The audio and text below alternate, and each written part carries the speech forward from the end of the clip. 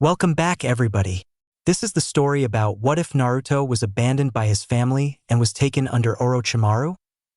Before we start, I want you guys to like this video and hit the sub button, because that's what keeps me going.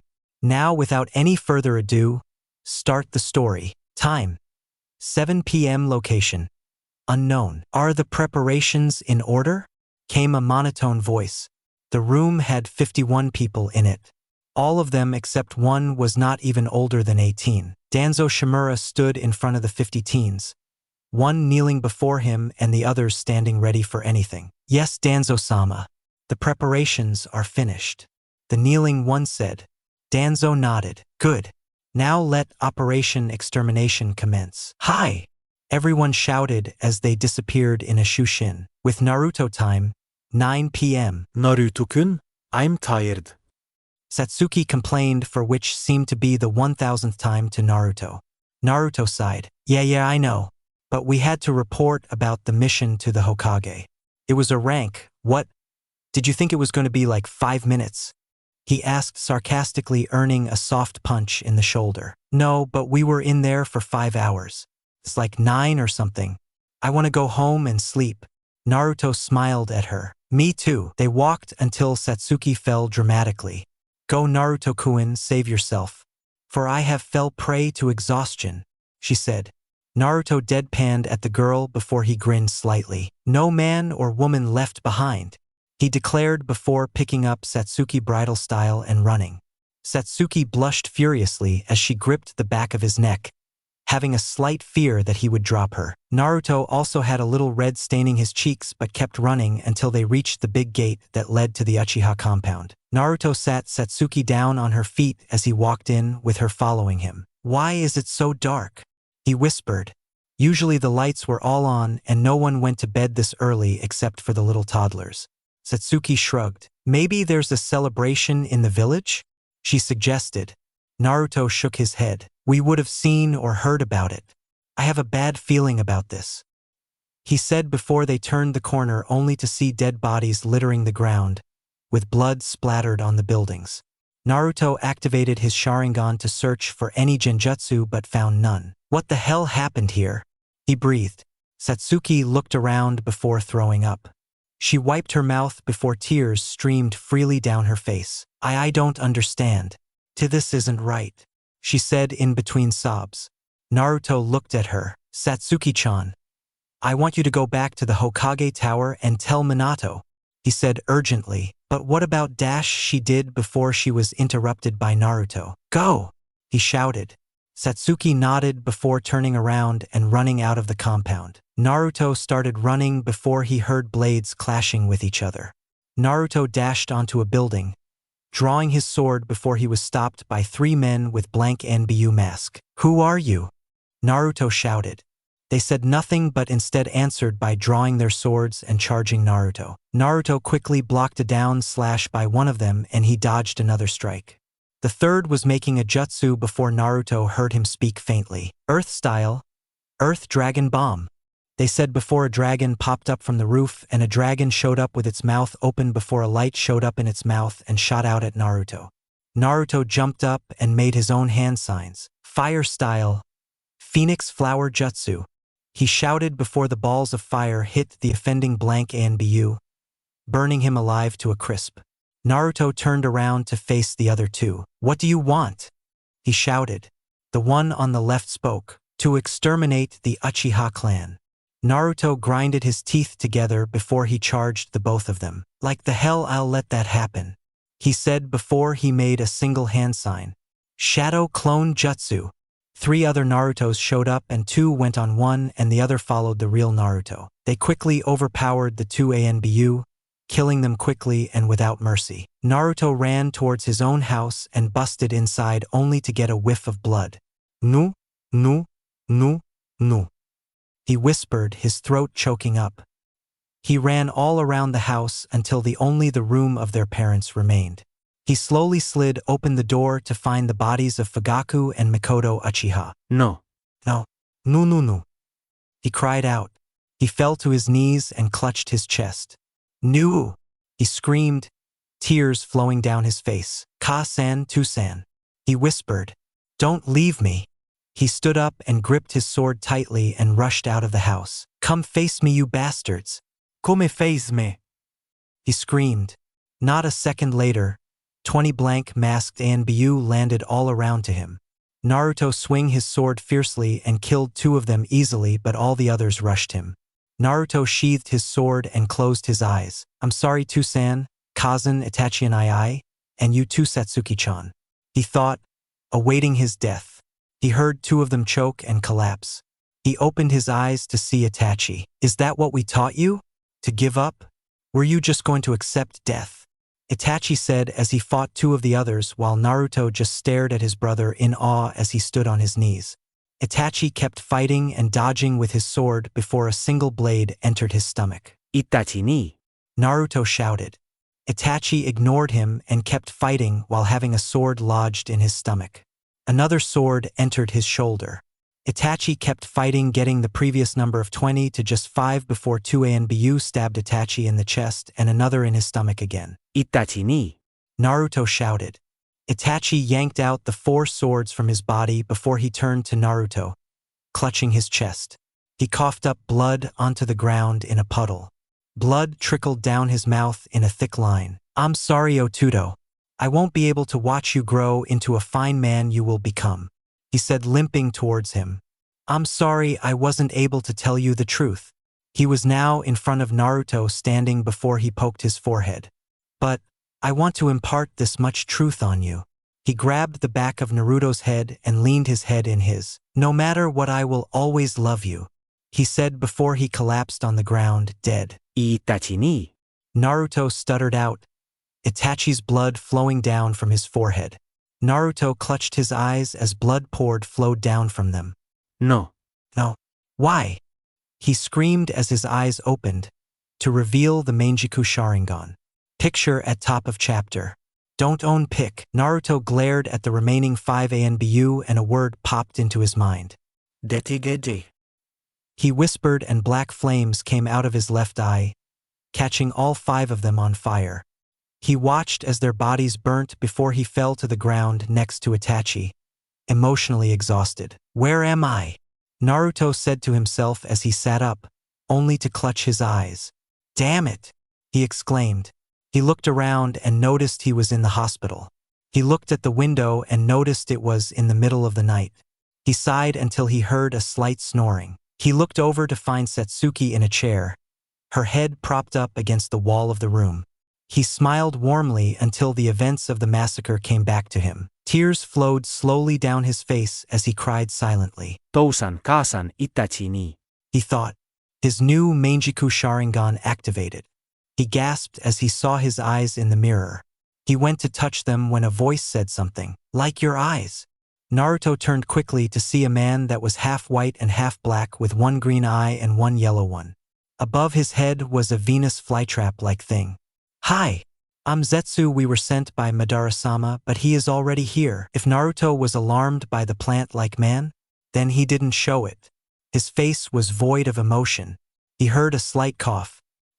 He turned and found an old man with gray hair and a cane scythe. One eye was not visible because his hair blocked it from view, but his visible eye seemed cold and calculating. Who are you? Naruto asked, his voice keeping itself into a low whisper. The old man chuckled. I am merely an Uchiha ghost. But you know me as Madara Uchiha. He croaked out. Naruto's eyes widened slightly. That's impossible. You're supposed to be dead. You're too damn old to be alive. Madara smirked before he activated his Sharingan. Does this prove anything? Naruto wanted to deny it, but the evidence was too much to say it was false. Fine. You're Madara Uchiha. But what do you want from me? Naruto asked. Is that any way to address your great-grandfather? He asked with an amused smile as Naruto's jaw hung open slightly. Seeing the confused boy, Madara continued. You see, your birth mother Kushina Uzumaki is not your blood relative. You see, at the time, she and Minato thought that she was infertile. That stupid Senju medic had said it was that, but it was not. Kushina was devastated, but her best friend, Kasumi Uchiha, donated an egg to Kushina. And I was that one egg. And she wasn't infertile. That's how Naruko and Menma are here. Am I correct? Madara slowly nodded. And you were my real cousin's grandfather? Another nod from Madara. Naruto hung his head, processing the new information. This is a lot to take in, I know. But now that you've unlocked your Manjiku Sharingan, I've come to you to train you. I've had Zetsu watch you from afar. Your pain and suffering, and your love and joy. He has seen it all. But I have one important detail. What is it, Gigi? Naruto said. Madara smiled at the term Naruto used. I think Gigi is grandfather, right? Your biological mother had a son. His name was Obito Uchiha. He is your older brother. Naruto's head shot up. I have a brother? Madara nodded. I've been training him. He will prepare things for you with a special group that you will soon lead. You can meet him when we leave. Wait, we're leaving? But this village is my home. And what about Satsuki-chan? He said, gesturing towards the sleeping girl. Meta-sight. It's not that bad. You will see her soon. Besides, don't you want to be strong enough to protect her? Naruto's blood froze. I couldn't protect Tusan, Kazan, or Itachi and II, but I'll be damned if I can protect Satsuki-chan. Naruto nodded and threw off the blanket. Turn around and let me change. I'm coming with you, Gigi. I needed to get away from this place for a while anyways. Too many bad memories. Madara chuckled at Naruto's still childlike behavior before he and Zetsu turned around. Naruto changed quickly and said it was okay to the old man and the plant. I want you to promise me one thing, Naruto said. Madara nodded, agreeing. I want Satsuki-chan to be protected at all times and to keep me updated at least once a month. That's acceptable. Now come, your brother is here to take us to the hideout. A vortex came quietly into the room as a tall man came into view with an orange mask. Hello, old man. Zetsu. Little brother. His voice rang out. Naruto waved slightly before he quickly took a pen and wrote a message to Satsuki and placing it on his pillow. Naruto nodded, ready to go. Naruto felt himself sucked into the vortex, and then sucked into a dark room. Madara walked over to his huge chair and sat. Zetsu, get Naruto a bed. He will be staying with us for a long time. Naruto, get to know your brother. Tomorrow I will start your training. Naruto walked over to Obito, who seemed to be meditating, and sat down in front of him and stared at him. He looked weird without his mask. Both of his eyes were closed. When his eyes opened, he looked at Naruto before extending his hand. We haven't been formally introduced. I'm Obito Uchiha, your biological big brother. He smiled slightly. Naruto smiled and shook the extended hand. Naruto Uchiha. Nice to meet you, Obito and II.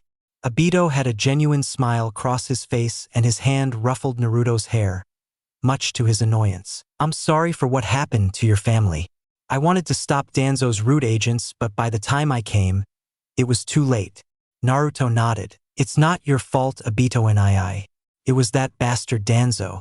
After I'm done training, he will die. Then, together, we'll achieve true peace, he exclaimed. Obito nodded with a grin. Together, together. They bumped fist. Madara watched the two brothers with a smile on his face. Yes, together we will bring true peace. He shifted his gaze to Naruto. Let our journey begin. Ouch! You stupid son of a dash, Naruto exclaimed before he was hit on the head by Madara's cane. No kersing. Naruto rubbed his head with one hand and covered his eyes with the other. Naruto grumbled out a few inaudible words. What was that? Madara said, raising his voice slightly. I said, you didn't tell me using my Manjiku Sharingan would hurt so bad. Naruto yelled. Obito, who was sitting on a nearby chair, burst out laughing. Don't worry, Otudo. He did the same thing to me when I first gained my Manjiku. Obito said in between laughs. Naruto glared at him, wiping the blood away from his eye. I hate you, Obito and II, he said plainly before standing up. Obito grinned. Love you too, he sang. Madara chuckled before he called for Zetsu. The plant-like thing came from the ground and crouched over beside Madara. Yes, Madara-sama? It asked. Madara leaned towards Zetsu and whispered, get the Manjiku eyes ready to transplant into Naruto's eyes. I need him with the EMS as soon as possible. Zetsu nodded before disappearing back into the ground. Obito, I want you to find out all of Naruto's Manjiku abilities. Then train him in some Tai and ninjutsu. Obito nodded before he and Naruto turned to go to the training room. Here you go, Madara-sama, Zetsu said before handing a jar with 2 eyes in it.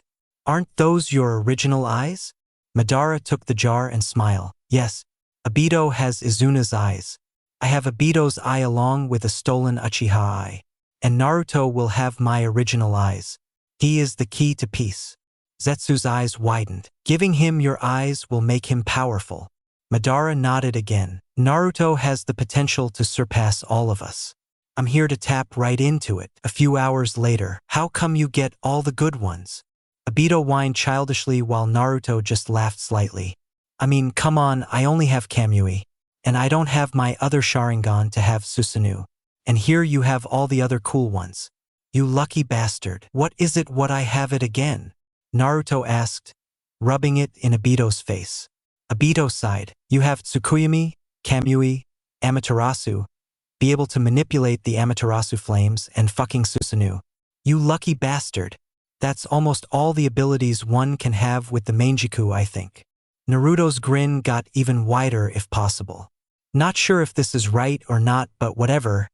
Didn't find a lot of info on the Manjiku. Does this mean I'm stronger than you and Gigi? Obito burst out laughing. Hell no. You still need to train in these areas. But we'll wait till you get new eyes so your eyes won't hurt anymore. Naruto backed up a little. Get new eyes? Why would I need that? Naruto asked, fear tingling in his stomach. Obito laughed. Exactly what I said. Soon you are going to get new eyes. I think you're getting Madara's eyes, but we'll get to the importance of that later. You have to get new eyes transplanted in you so you can have the eternal Manjiku Sharingan. That way, you can use it without any negative effects. Obito explained. Oh, Naruto said more to himself than to Obito. Well, I guess that's good. When is it happening? Right now. A voice said from behind the 2 brothers. Naruto turned around to see Zetsu standing. He nodded slightly before looking at Obito. Is there anything I should worry about? Obito shook his head. You'll be fine. See you soon, he said before he knocked Naruto unconscious. You are going to be a powerful boy, Naru. Just you wait, he muttered before he took the boy to Madara. Let's get this started. Konoha. Hey Satsuki-chan. Sorry I wasn't here when you woke up. I wish I could be here for you, but I need to get stronger. I need to make sure something like the massacre will never happen again. I'm going to bring peace to the world, and I'm hoping you'll wait for me when I get back. I'll miss you and don't bother looking for me. Love, Naruto. Satsuki punched the wall again as she read the message with tears flowing down her face. How? She croaked out. How could he just leave me like this? We were supposed to have each other. She whispered. Kakashi put a hand on her shoulder, but she jerked it off of her. She then turned and faced Kakashi. Train me, she simply stated. Naruto is relying on me to get stronger. So I will. Kakashi could only nod. Satsuki walked out, swearing she'd see him again. 3 months later, Susanoo. A voice rang out. A huge body with no head surrounded Naruto as he tried to keep control of the massive being. The Susanoo was completely black with 2 swords on its back. I don't know how to explain how it looks. Naruto turned around and drew one of the swords and cut a huge boulder in half that Obito had provided by an earth jutsu. Naruto deactivated the Susanoo and put his hands on his knees, panting. Good job. You got 2/3 of the Susanoo done. One more tear before you have a full one. Madara praised. Naruto nodded before wiping the sweat off his forehead. He deactivated his EMS, showing his dark eyes. That's more tiring than it looks, Naruto said. It's been 3 months since he had left the village with Madara. After he got his eternal Manjiku Sharingan, he had been training vigorously with his techniques, including developing his Mokuton and Sharingan. He now practiced with dual-wielding swords and changed his attire all black, with a cloak that covered his back and his sides, but showed the front of his body and his legs. Imagine Kirito's attire from SAO. Imagine fighting a Hokage who can do that with mere wood. It's called the Laughing Buddha Jutsu. You can try to learn it later, and then combine it with Susanoo. Madara said with a slight smirk on his face. Naruto-sama. Zetsu said. Naruto and Madara turned to the plant like man. Konoha is under attack by the Sand Village and the newly developed Sound Village. I think they plan to release Shikaku and destroy and kill everyone in it. Naruto's eyes widened before he turned to Madara. Please, Madara-jiji, you have to let me help. I can't watch as my village is destroyed. Naruto pleaded. Madara closed his eyes and pinched the bridge of his nose before he nodded. Be careful, Naruto-kun, and come right back, he said, making Naruto smile before he disappeared in a kamui. Don't die, Naruto. Don't you dare die. Obito whispered. Mother wants your blood. Give her your blood. Gaara screamed as he attacked Satsuki with his sand repeatedly. Satsuki was exhausted and the red-headed boy didn't seem to be at all. He seemed energized. Damn it. It can't form another Chidori, she muttered as she dodged the enormous sand claw the boy had on his body. Satsuki fell on one knee, breathing heavily. D. Gaara screamed while laughing manically as he shot sand at the Uchiha, hitting and pinning her to a tree. The sand started to squeeze and her vision got hazy. Is this it for me? She thought before she heard a chirping sound and found herself free from the grips of the sand. I leave you alone for a few months and you're trying to get killed? A voice said from in front of her. She looked up, vision still slightly hazy until it cleared up to reveal Naruto. Hey Satsuki-chan, he said as he smiled warmly at her. Naruto-kun. She whispered, not quite believing her eyes. Naruto turned around and faced Gaara. You attacked my friend, and I cannot forgive that, he said as he walked towards the redhead. Naruto-kun, he's too strong, she shouted, but her warning was ignored. I've gotten stronger, Satsuki-chan. I can handle this guy. Satsuki's eyes widened. Who are you? Do you wish to feed mother? Gaara said with his head tilted. Naruto shook his head. I've not come to feed Shikaku. I've come to take you down.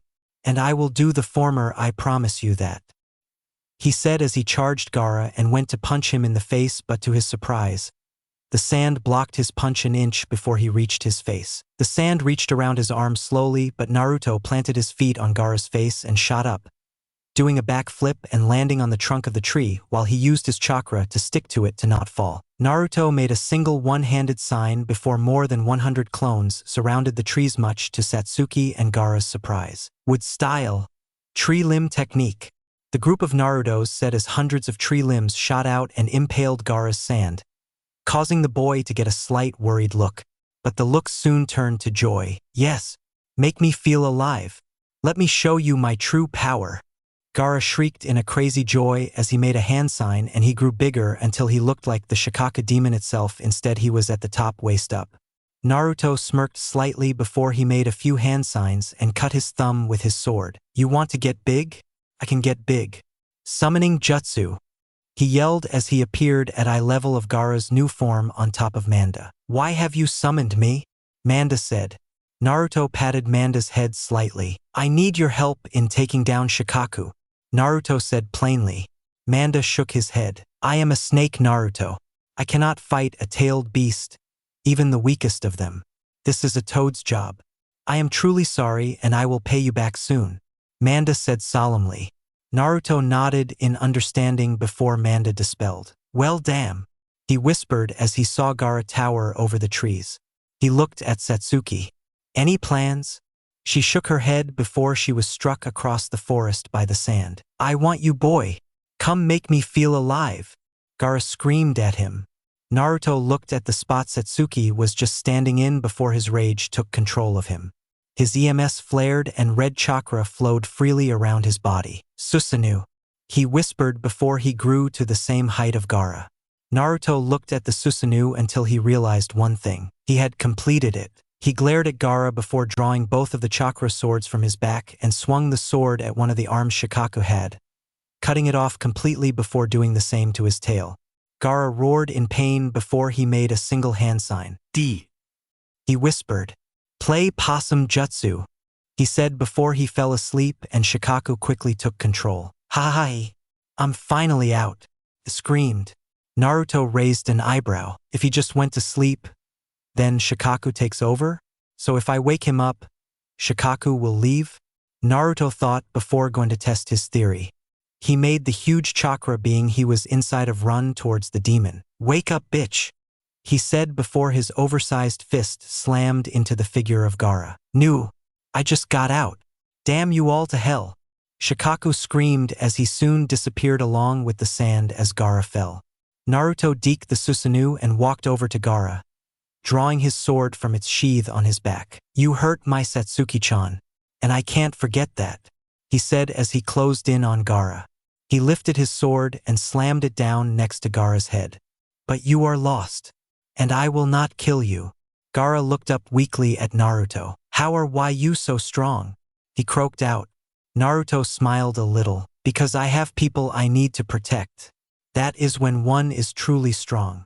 Gaara nodded before two sand nin landed behind him, one holding a fan and another a kunai. "Lay off of our brother or we'll kill you," the one with blonde hair said.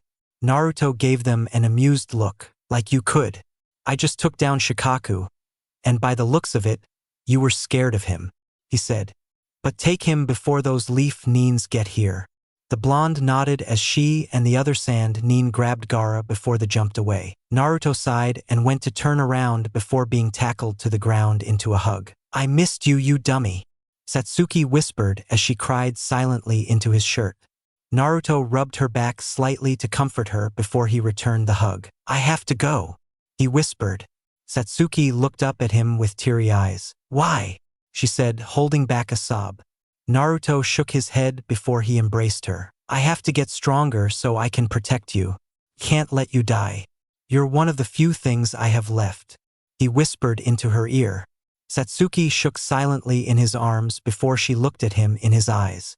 She leaned forward and closed her eyes as Naruto did the same. Their lips were about to connect before they heard some shouting. "Satsuki!" Kakashi yelled. Naruto gave her a pleading look before she nodded sadly.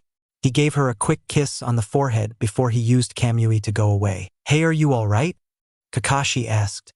Satsuki nodded her head and walked back to the village, slightly heartbroken. With Madara and company, Naruto appeared in front of Madara from his Kamui with a slight smile. "I defeated Shikaku Jiji. It was kinda easy to be honest. I also completed my Susanoo." Madara and Obito smiled, relieved the boy was safe and sound. "This is good news. Now that you mastered your Sharingan in 3 months, which is very surprising to be honest, you can now start training in all the categories now," Madara said as Obito nodded.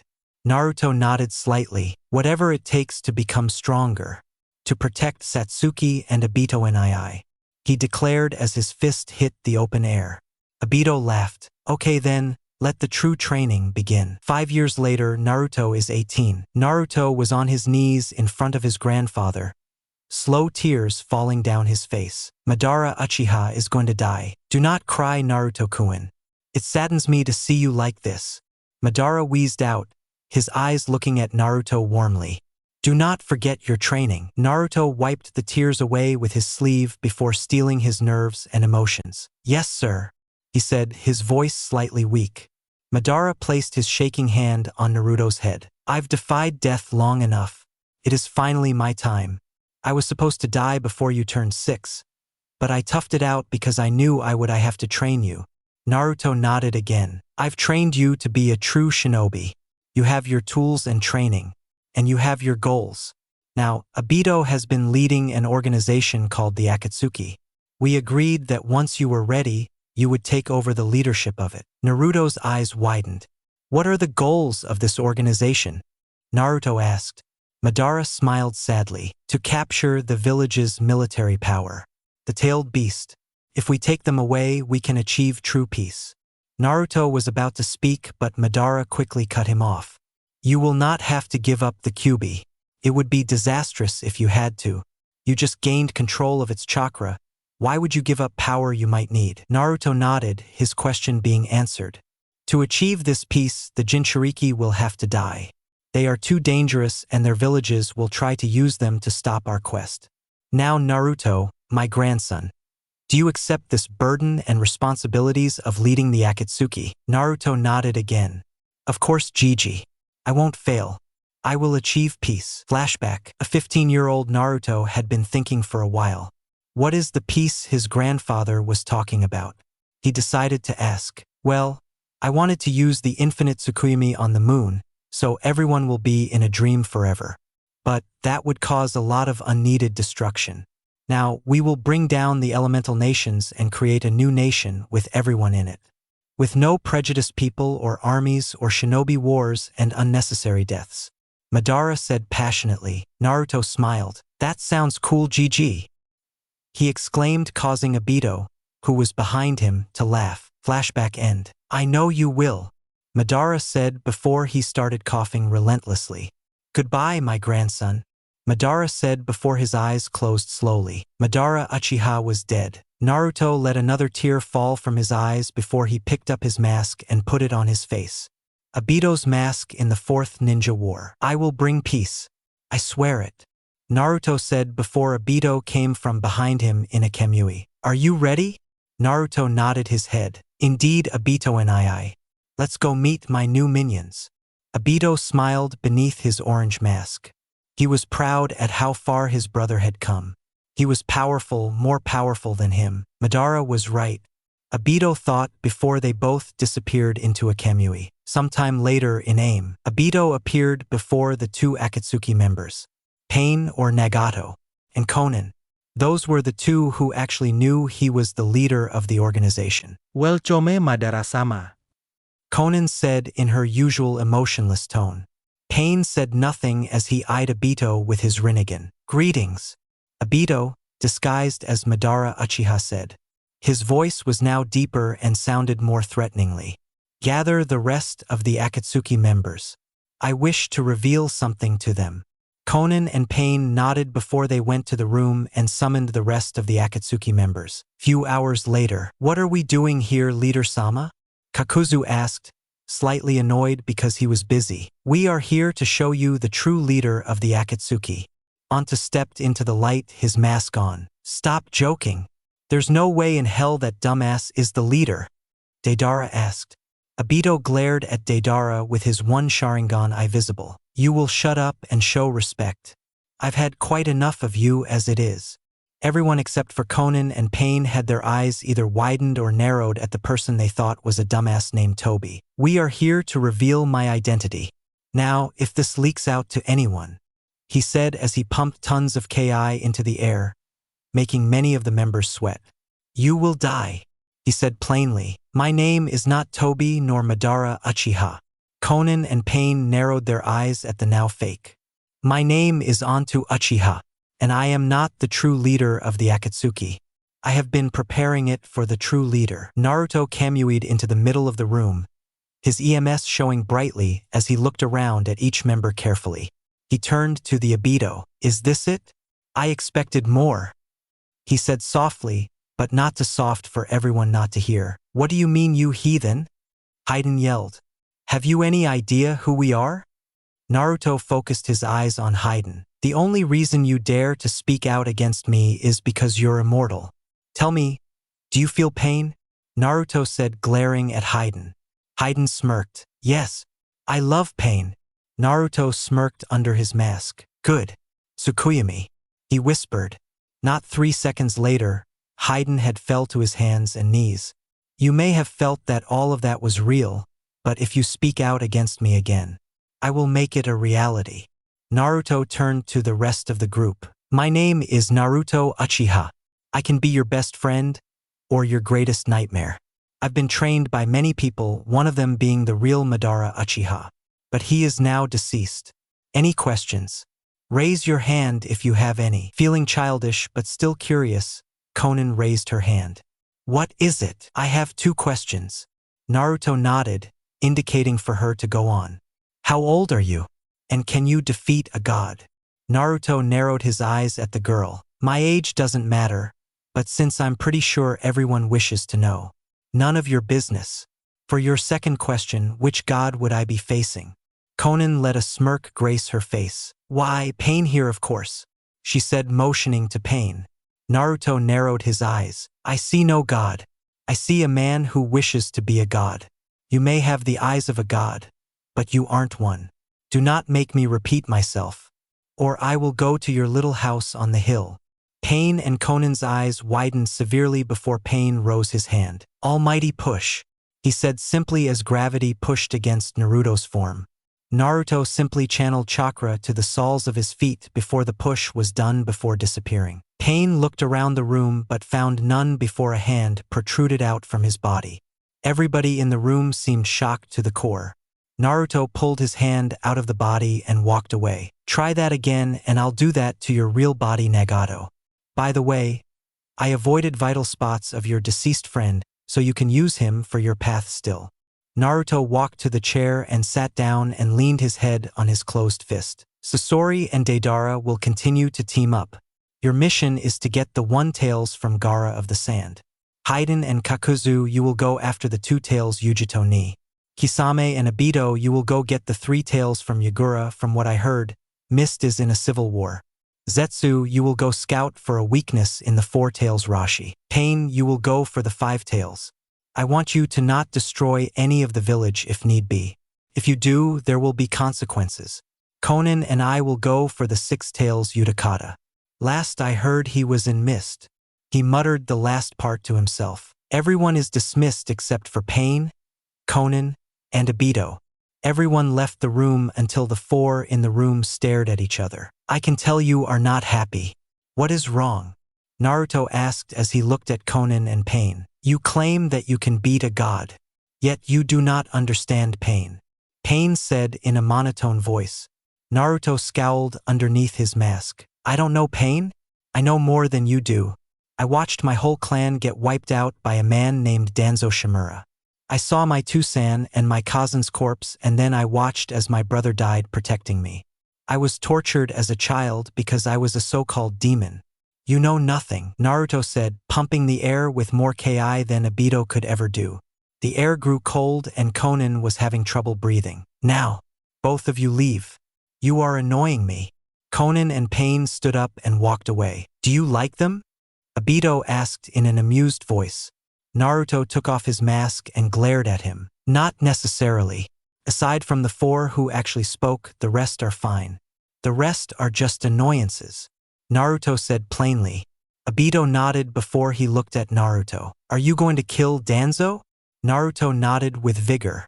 I'm going to kill him before I go for the six tails. I need to get close to that Conan girl and learn of Nagato's weaknesses. He may not be on our level, but he may hinder our plans. Obito nodded before standing up and walking out the door. See you later, Leader-sama, he said loudly before he left. Naruto sighed. Soon Danzo, very soon. You will die by my hand, he thought before he went to go train. Just a quick side note, Naruto is 18. Naruto was sitting in his chair at the Akatsuki base, planning out every detail of how and when he would take Danzo out of this world. Zetsu appeared from the ground next to Naruto. Naruto looked up from his work and looked at Zetsu. Report. He had Zetsu see what his precious Satsuki had been doing once a month for 4 years. He wanted to know what was going on with her. It seems that the inevitable is coming, Naruto-sama. They are going to enact the CRA on your girlfriend. Naruto smacked the white half of Zetsu, who had been a friend to him and much less of a servant. She's not my girlfriend, damn it, he muttered. He stood up and took off his mask. Guess my plans for Danzo's death are coming sooner than planned. When is the meeting? Zetsu smirked. In 5 minutes, he said. Now it was Naruto's turn to smirk.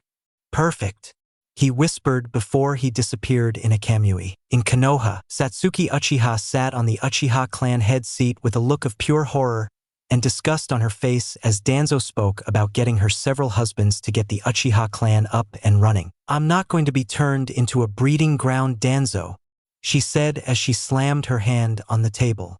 Danzo could only smirk. You have no choice.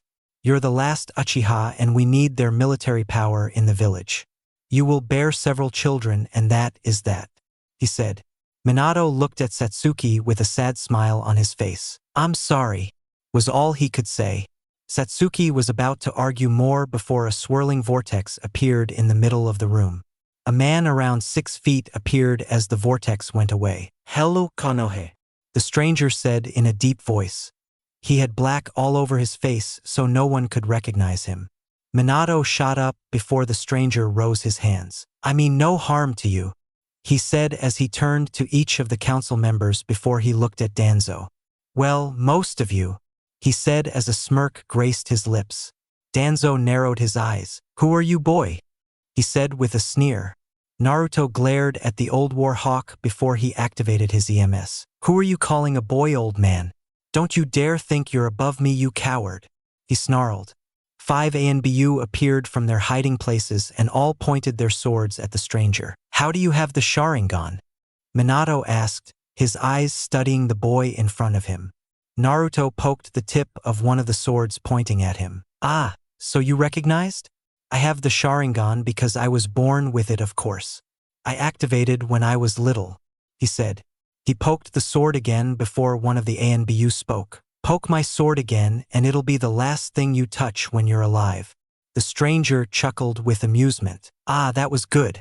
You couldn't even touch me with that sword if I didn't want you to. Now put that up before I take it from you. None of the ANBU moved. The stranger sighed dramatically before he grabbed the blade of the sword and yanked it out of the ANBU's hands, and using the hilt of said sword to crash one of the other ANBU's mask and knocking him out. He dodged a sword swipe before chopping the ANBU's neck, knocking her out. 3 more left. He parried one of the swords with a kunai and grabbed them by the neck and using the body as a human shield. 2 more left. He punched one of them so hard into the wall he made a huge dent in the concrete wall. 1 more left. The foolish ANBU charged at him while releasing a battle cry. The stranger rose a single eyebrow before he ducked under the man and kicked him in the balls, making every man in the room wince and cringe at the same time. That was a coward's shot, the man said as he collapsed. The stranger laughed. We're ninja. We use dirty tactics. The man nodded. True, he spoke before he passed out. The stranger looked at the ANBU sword in his hand before swinging it in the air. This is a nice sword, he said before he threw the sword at Danzo and cut off his bandaged arm. Minato stood up. What is the meaning of this? He shouted. The stranger didn't acknowledge his question but chose to walk towards Danzo instead. I saw my mother's and my father's corpse on the ground in my own house. I saw my clan killed, the stranger said heatedly, tears flowing down his face behind his mask. I saw my own brother die protecting me from your men, he yelled. Everyone's eyes widened at the stranger's words. You Danzo Shimura are behind the my clan's death. I watched your men slice down my brother. Naruto unsheathed the sword on his back. And you will pay. Danzo jumped up and ran to the door only to be stopped by the boy. He stabbed Danzo in the heart. Let it be known that I avenged his clan. Satsuki's eyes showed complete and utter shock. He then glared at Minato and the rest of the council. And there will be no CRA on Satsuki Uchiha. Koharu decided to speak up. Listen, you brat. I don't know how you know all this stuff, but you are to be out to death for the murder of Danzo. She smirked evilly. And she will be under the CRA. Naruto narrowed his eyes. Lightning built up in his hands before he pointed it at the women. Chidori true spear. He yelled as the lightning shot out and pierced her heart. He then turned to Hamura. Detibeji. He whispered as black flames engulfed the elderly man. He then turned to Minato. If Satsuki Uchiha is enacted under the CRA, he smiled wickedly under his mask, Konoha shall fall. He glanced at Satsuki before he disappeared in a Kamui. Akatsuki base. Did you kill Danzo? Zetsu asked. Naruto took off his mask with a smirk. Indeed I did. The fool didn't even put up a fight like I thought he would. Then again, I did eliminate his chances of escape by Izanagi by cutting off his arm, he said as he rubbed his chin. He clapped his hands together. There's been a change in plans. Konan can go get Utakata by herself. She seems capable. I will go after the Hachibi. It's rumored he has full control of his tailed beast, he said with a smirk. But as do I, so we shall see who will win. 2 weeks later, Naruto and Obito sat on their chairs with a slight tired look on both their faces. They had just finished the sealing of the Ichibi, which was held in the Kazekage, Gara of the Sand. It had taken a lot of chakra and 3 whole days to seal and extract the beast. That was tiring, wasn't it, Leader Sama? Obito said with a grin. Naruto scowled at his brother. What have I told you about calling me that, Obito and I? Naruto said in an annoyed tone while Obito just grinned widely. Is that an order, Leader-sama? Naruto flicked him off, causing him to burst into a fit of laughter. Naruto stood up. They will be coming for their Kazekage. You know that, right? Obito nodded. Sasori isn't that valuable and will probably fall since he hails from Suna. Suna will know his techniques. But if you are correct, Konoha should have sent some reinforcements. He answered. However, Deidara still has some use to us. Does he not? He could have destroyed Suna with his so-called masterpiece, but I can tell he has something far more dangerous than we both know. Obito rose a brow beneath his mask. You saw his ultimate jutsu? Naruto nodded. Indeed, I was in Suna when he was battling the Kazekage. If he does survive, then I will talk to him personally about his arrogance. It lost him an arm. Next time it'll take his life. Naruto's head shot up. Suna and Konoha has broken into the sealing chambers. You stay here, I will go deal with them. Obito nodded before Naruto disappeared into a Kamui. Sealing chambers. Where is Gaara? Menma and Naruko shouted in unison. Ever since they had lost their tailed beast to their brother, they had trained to exhaustion so they could get caught up. Deidara smirked as he sat down on the dead body of the fifth Kazekage. I don't know, heaven maybe? I hope hell though, since he did crush my arm. Now I'll need a replacement. Deidara got up and kicked Gaara's corpse, much to Menma's and Mito's anger. I'll kill you, they shouted before they charged in, only to stop when a voice rang out. Menma, Naruko. Stop, yelled Satsuki Uchiha. She wore a gray-collared shirt with black pants on while a sword hung on her back. Sasuke's clothes during the war, but without that weird rope thing that all of Orochi's people wore. If you charge in like that, then you will only be killed, she stated as she walked calmly towards the siblings. Deidara recognized the Uchiha symbol on her back. Oh, if it isn't another Uchiha brat that came to stop me. The first one failed, and you're bound to fail too, he said. He was about to continue before a swirling came from in between the Akatsuki member and the squad sent to retrieve the Kazekage. A figure, known as Naruto only to Deidara, stepped out. Deidara, retreat, I'm sure you could handle the Namikaze brats, but with the Uchiha helping them you would lose soundly. And you are far too valuable to let die. Naruto's now deeper voice, thanks to his mask, said, making everyone glare at him except for Satsuki, who recognized the man from the meeting a couple weeks ago. You're that man from the meeting, she exclaimed as she pointed a finger at Naruto. Naruto chuckled. Of course I am. Who else would have the power to fight the fourth Hokage? He said as he smirked beneath his mask. Menma growled. How dare you say you're stronger than my father? He yelled. I bet I could beat you, he said with a smirk. Naruto activated his Sharingan, making all three of the shinobi gasp. You are still arrogant, Menma. When will you learn? He paused before he dashed at breakneck speeds at Menma, grabbing his neck and slamming him face down into the ground. Who your superiors are? He roared. Naruko went to kick the masked Uchiha, but her leg was grabbed and she was thrown across the room. Satsuki went to slash at him with her sword, but Naruto stopped it with his own. Show me if you were worth saving, Satsuki Uchiha. She narrowed her eyes as the two ninja engaged in a large kenjutsu battle. What do you mean saved? You never saved me. Who the hell are you? She yelled before her sword passed right through his body. Her eyes widened considerably. How the dash, she began, but was cut off by a quick kick to the stomach, causing her to double over and mask for air. I will tell you who I am if your dance with me is good enough, Naruto said before he made a lot of hand seals. On the inside, he was screaming, not wanting to face the girl he had a crush on almost his whole life, or dare he say it. Love? Water style, water cyclone. He shouted as a huge cyclone of water shot towards Satsuki. She quickly made her own hand seals. Fire style. Great fireball jutsu. She yelled as a huge fireball crashed into the water jutsu, making steam.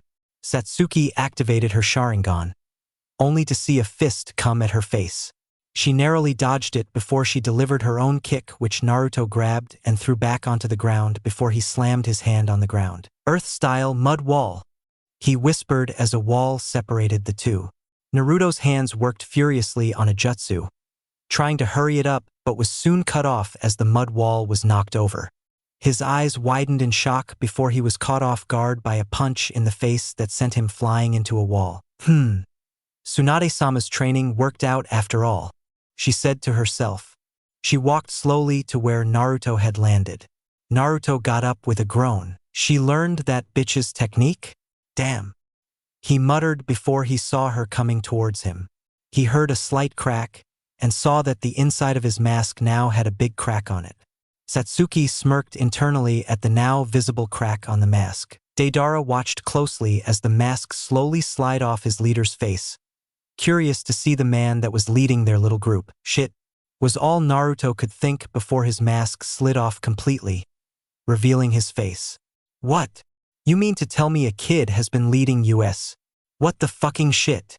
Deidara screamed as he saw Naruto's face. Satsuki stared at the now revealed boy, letting one word out of her mouth. Naruto-kun. Naruto brushed off his cloak and picked up his broken mask before sighing sadly. This is one of my last possessions that Gigi gave me, he whispered, his eyes tearing up at the thought of his grandfather. Naruto, you're the fucking masked man, she shouted as tears ran down her face. How could you just do this? How could you just disappear for years and then come out as a villain? Naruto growled. I'm not the villain, he shouted back, making her flinch. I'm trying to create peace in this cursed world, where war is almost at every step, or a life is lost caused by conflict. I'm creating a world that a child won't have to be abused, or someone's brother or family doesn't have to be slaughtered right in front of them. Tears were now flowing down his face. But Satsuki began but was cut off again. Did you know Itachi and I died protecting me that night? All because I gave up. I saw him die right in front of me, he screamed. That blood on my face that night wasn't mine. It was his. He gave his life up for me, knowing that I'd do anything to protect you. Satsuki's eyes widened at the truth that Naruto said. Every single night, I see him in my dreams, blaming me for his death. I see him die over and over, and I swore to myself on that very night, I would do anything so that no other human being will have to know that feeling or experience that pain. Satsuki collapsed, her legs not being able to hold her up from being completely overwhelmed by the information. She slowly got up, her legs wobbly, and walked over to the crying raven-haired boy. I don't want you to feel any pain, Satsuki-chan, he whispered to her as she stood in front of him. She got on her knees and grabbed his head and gently laid it down on her lap as she stroked her fingers through his hair. After a few moments, she asked a single question. Why? Naruto swallowed down the nervousness he was feeling in his throat and sat up and looked her in the eyes. Because I love you, he whispered. Satsuki's heart was beating a mile a second. Did she just hear him right? She wasn't sure. What? She asked. Satsuki-chan, I love you, he said as he looked down at the ground in embarrassment. Satsuki's small smile turned into a large one before she blushed a dark red. If she wasn't sure now, then she never would. I love you too, Naruto-kun, she whispered. Naruto's head shot up again for the second time that day. He looked into her black eyes, his face equally as red as hers. He slowly moved towards her as she did the same to him, their lips inches apart.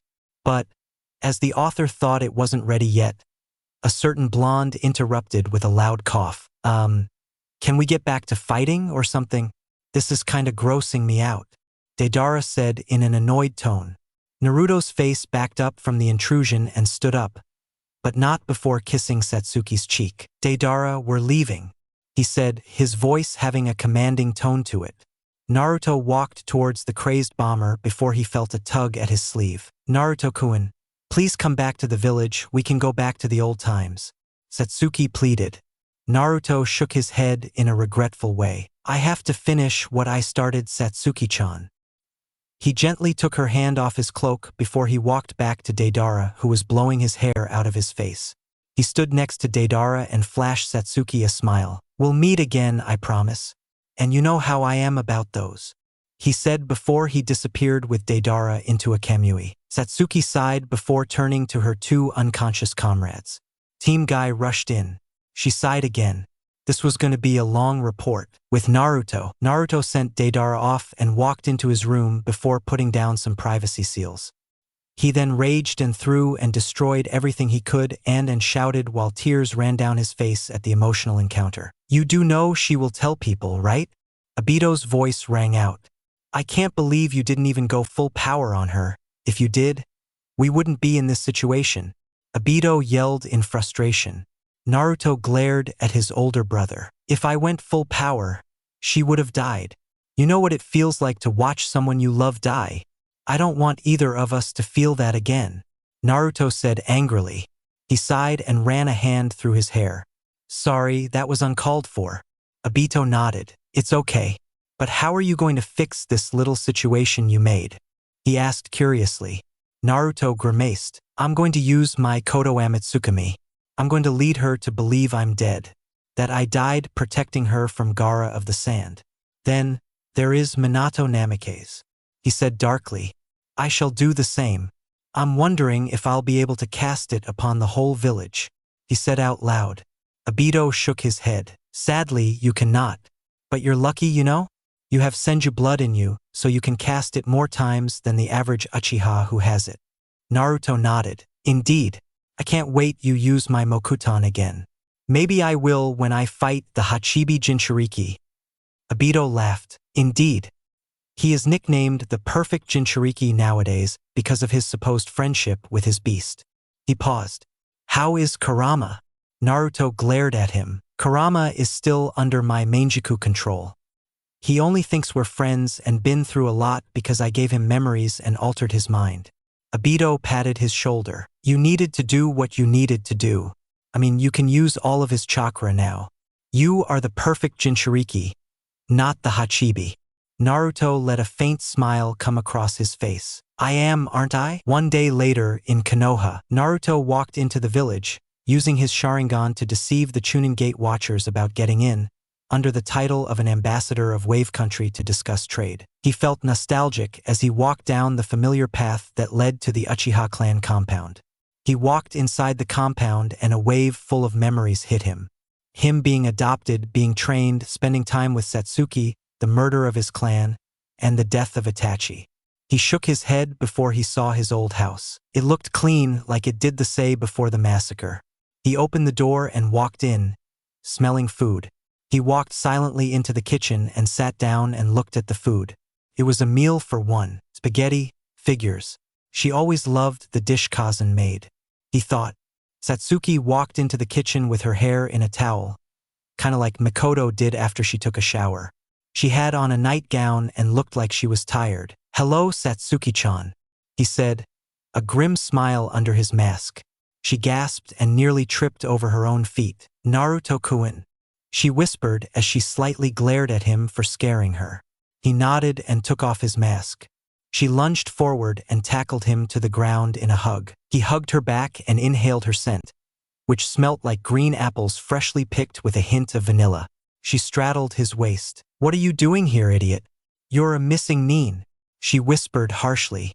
He sighed. "I'm here to make sure you don't say anything about me being in the Akatsuki," he said. "The leader no less," he added. Her eyes widened considerably at the new information. "I was going to tell that bastard Minato tomorrow." "Why?" He sighed again. "I was afraid I'd have to do this," he said. "I'm terribly sorry, Satsuki-chan. Hope you forgive me." A tear fell down his face. She gave him a questioning look. "What do you mean?" "I'm going to erase your memory of me that day. To you, I died protecting you from Gaara. My body was never found." His eyes shifted to his Manjiku. "You blamed yourself for my death, and you gained the Manjiku Sharingan. You used it and read from the Uchiha tablets and found another pair of eyes that belonged to Itachi and II. You later transplanted them and gained the EMS. Goodbye, Satsuki-chan." She was crying by now and had clutched his black cloak in her arms. "Can you do one thing for me, Naruto-kun? Just one thing?" He nodded. "Kiss me." He smiled sadly and leaned forward and kissed her softly as she wrapped her arms around his neck. The kiss grew more passionate and they added tongue before both had to pull away for air. She leaned her forehead on his. I love you, please. Just make sure my love for you doesn't diminish. He nodded before he looked into her eyes. Koto Amatsukami. He whispered. She clasped and he picked her up before pulling out a jar that contained his adoptive brother's eyes. Itachi and I, please protect her with your eyes. He then began the transplant and after he was finished, he walked out of the house to meet one more person. Hokage office. Naruto appeared in front of Minato Namikaze with a shushin, his mask placed firmly onto his face. We meet again, Hokage-sama, he said with his alternate voice. The deep one. Ah, it's you. I was wondering when you'd show up again. Minato said, one of his special kunai ready. I wish to speak with you alone. Minato nodded and signaled his umbu to leave. What can I help with, Mr. Mask? Naruto rose an eyebrow. Mr. Mask? That's what you call me, he said in an amused tone. Minato deadpanned. It was Menma's idea. Besides, I don't know what else to call you. Naruto smirked before he took off his mask. You can call me your biggest mistake. Naruto. Minato gasped considerably before standing up and walking to Naruto and was going to pull him into a large hug before he was pushed away. Please don't do that. I may have gotten over of what you did, but I can't forget it, he said solemnly. Minato nodded sadly in understanding. I need you to do something for me, Minato. I need you to tell the village I died during the Sand Village attack. Minato was about to protest. Do not worry, Hokage-sama. You will do it, and you will forget about this conversation, he said before he activated his Manjiku and used Koto Amatsukami. 2 days later. Is it done? A voice asked his younger brother. Naruto nodded sadly. It is Obito and I. Now to find the Hachibi. I'll give him a choice though, he said, and he looked at Obito. He lives isolated from the village, correct? Obito nodded. Good. Naruto was currently walking calmly away from a mountainous area, a blood stain on his cheek and fresh blood on his sword. He could have easily commuted back to the Akatsuki base, but he felt like walking for the time being. The fight he had with the Hachibi Jinchuriki was nothing less of satisfactory. The man known as Killer Bee put up a wonderful fight, but was easily defeated with a blast of Amaterasu. Naruto smirked as he saw Killer Bee transform into his tailed beast mode, glad that he was getting a good fight finally. I guess it would be my turn to do that too, eh? He said as he was engulfed in a golden aura that transformed to a giant 9-tailed fox. Let's see who is better with their tailed beast. The fight with the transformed Jinchuriki was awesome in Naruto's opinion. They clashed and were evenly matched in that form. Are you finished yet? A voice said from behind Naruto. Naruto smiled under his mask and turned around. Indeed, he put up a good fight, but the reason why it took so long is because I didn't want to use my Sharingan or my Mokuton to subdue him. Obito smirked. You wanted a good fight? Naruto nodded. That's just like you. But I wasn't able to go all out like I thought I would have to. It's kind of disappointing, but I'm satisfied for now. I'll be able to show my true power soon. Wait a minute. Are you going to the 5 Kage summit? Obito half shouted. Naruto nodded. Yes, it's the only way I can test my true abilities. Hopefully, they can make me go full out. You're insane, Obito said, laughing. Naruto nodded. Yes, I am. So, did you kill the Jinchuriki? Obito asked. Yes, even if he didn't have the 8 tails, he was very good with his swords. But other than that, he was average. They walked together in unison before 3 teenagers Naruto's age came running from behind them. Hey, stop right there. The one with dark skin and red hair screamed. She was running beside another dark-skinned boy with white hair and a blonde girl with sizable cleavage. Both Akatsuki members turned around and faced the 3 Kumo ninja. Obito and you can go ahead and start planning for my assault. I'll deal with the nuisances. Obito nodded. Don't get too frisky with the blonde one. She looks like your type, he said before he disappeared in a kamui. Naruto knew it was futile to swipe at the now empty air, but did it anyway. Idiot! He yelled, a blush on his face. He sighed and turned to the 3 Cloud Ninja. Okay. What do you want? The redhead ran up to him and tried to punch him in the face, but he dodged it easily. "You killed our sensei, you bastard!" she screamed before she pulled out a sword and slashed at his waist. This time, Naruto let it cut him, but just barely. "Are you happy now?" he deadpanned. The two other ninja charged him together, their swords drawn, and tried to slice him. He jumped up and landed on the white-haired boy's head and did a perfect somersault back onto the ground. He activated his Sharingan and looked at the three of them before his eyes settled on the blonde kunoichi. Something felt familiar about her. "Damn it!" the redhead cursed. "Omoi, Samui. Got any ideas on how to beat this guy?" Now that triggered a memory. "Gigi, why are we here?" "There's nothing to do," Naruto whined as he sat next to Hiruzen in the Raikage office. Hiruzen had taken Naruto with him to get away from the glares of the villages for a while. He was there on a diplomatic mission to patch things up with Kumo after the war. "How about you go out and play then, Naruto-kun? These people don't mind you." Naruto brightened up at that. "Okay, Gigi.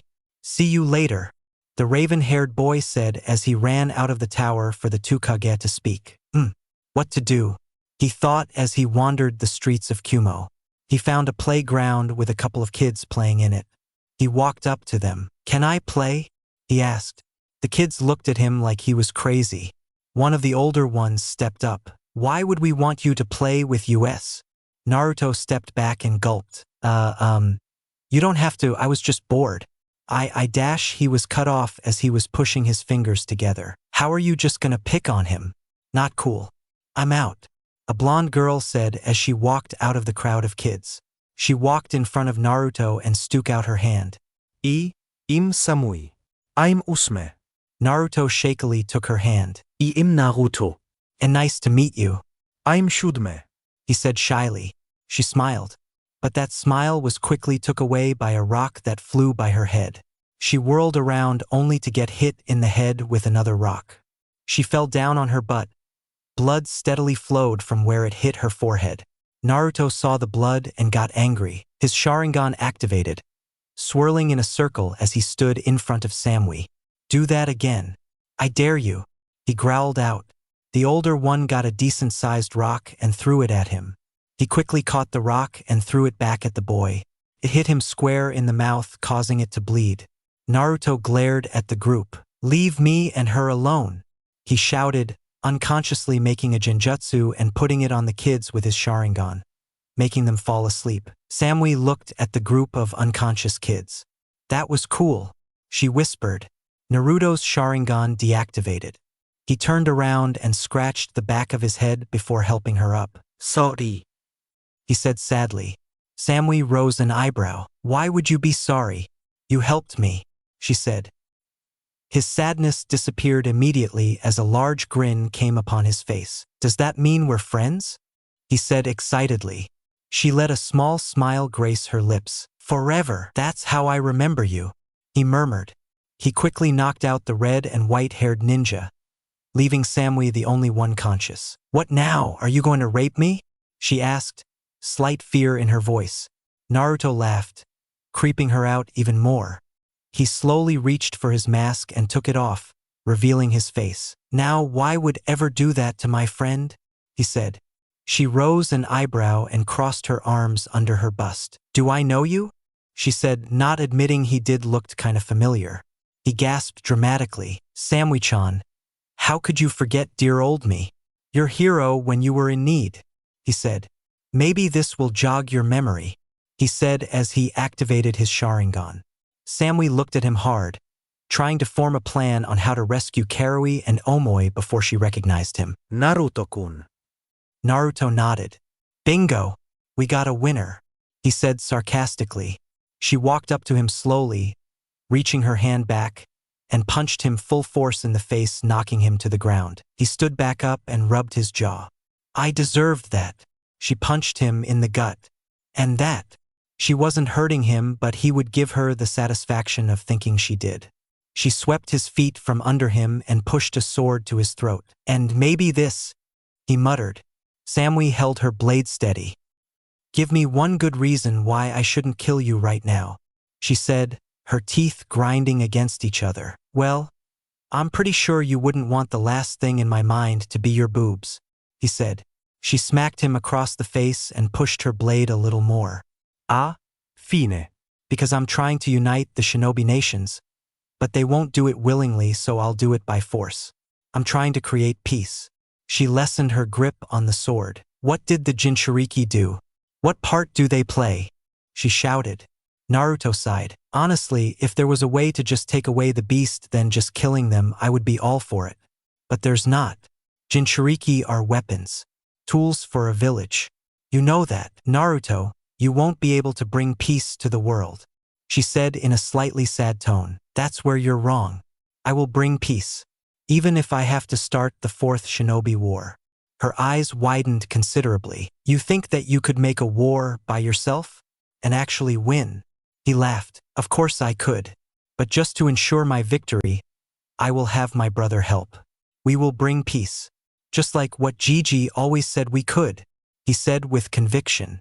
She got off of him and rubbed her shoulders. I'm still not sure if it would be possible, she whispered. He stood up. I can make it possible. We can make it possible. Samui-chan, lots of people will die. But that's the cost for peace. And I know that it's almost impossible to ask of you, but will you join me? I don't want you to get hurt. She looked back at his pleading face. I don't know how I feel about this, she said in a low voice. She rubbed her shoulders again. Please, Samui-chan. I know you love your village, but I won't make you go against them, and in the war I'll try to ally ourselves with them if you want. But I can only do this with me. Karui and Omoi started to stir. He held out his hand. Please, join me on the quest for peace. You have to choose now. Samui looked back at Karui and Omoi, and then his hand. She shakily reached out for it and grabbed it. He yanked her forward and hugged her. Thank you, he whispered into her ear before they disappeared in a kamui. I still don't know why you won't wear the cloak, Samui-chan. Naruto whined as they walked down a path. Samui gave him a glare. 'Cause your little cloak is not cool, she said as she kicked a small pebble. He mocked gasped. What do you mean? Black cloaks with red robes are like the best. Then again, you do show most of your cleavage with a short skirt, so you wouldn't know a lot about fashion. He completely expected to be hit into the ground, just not that hard.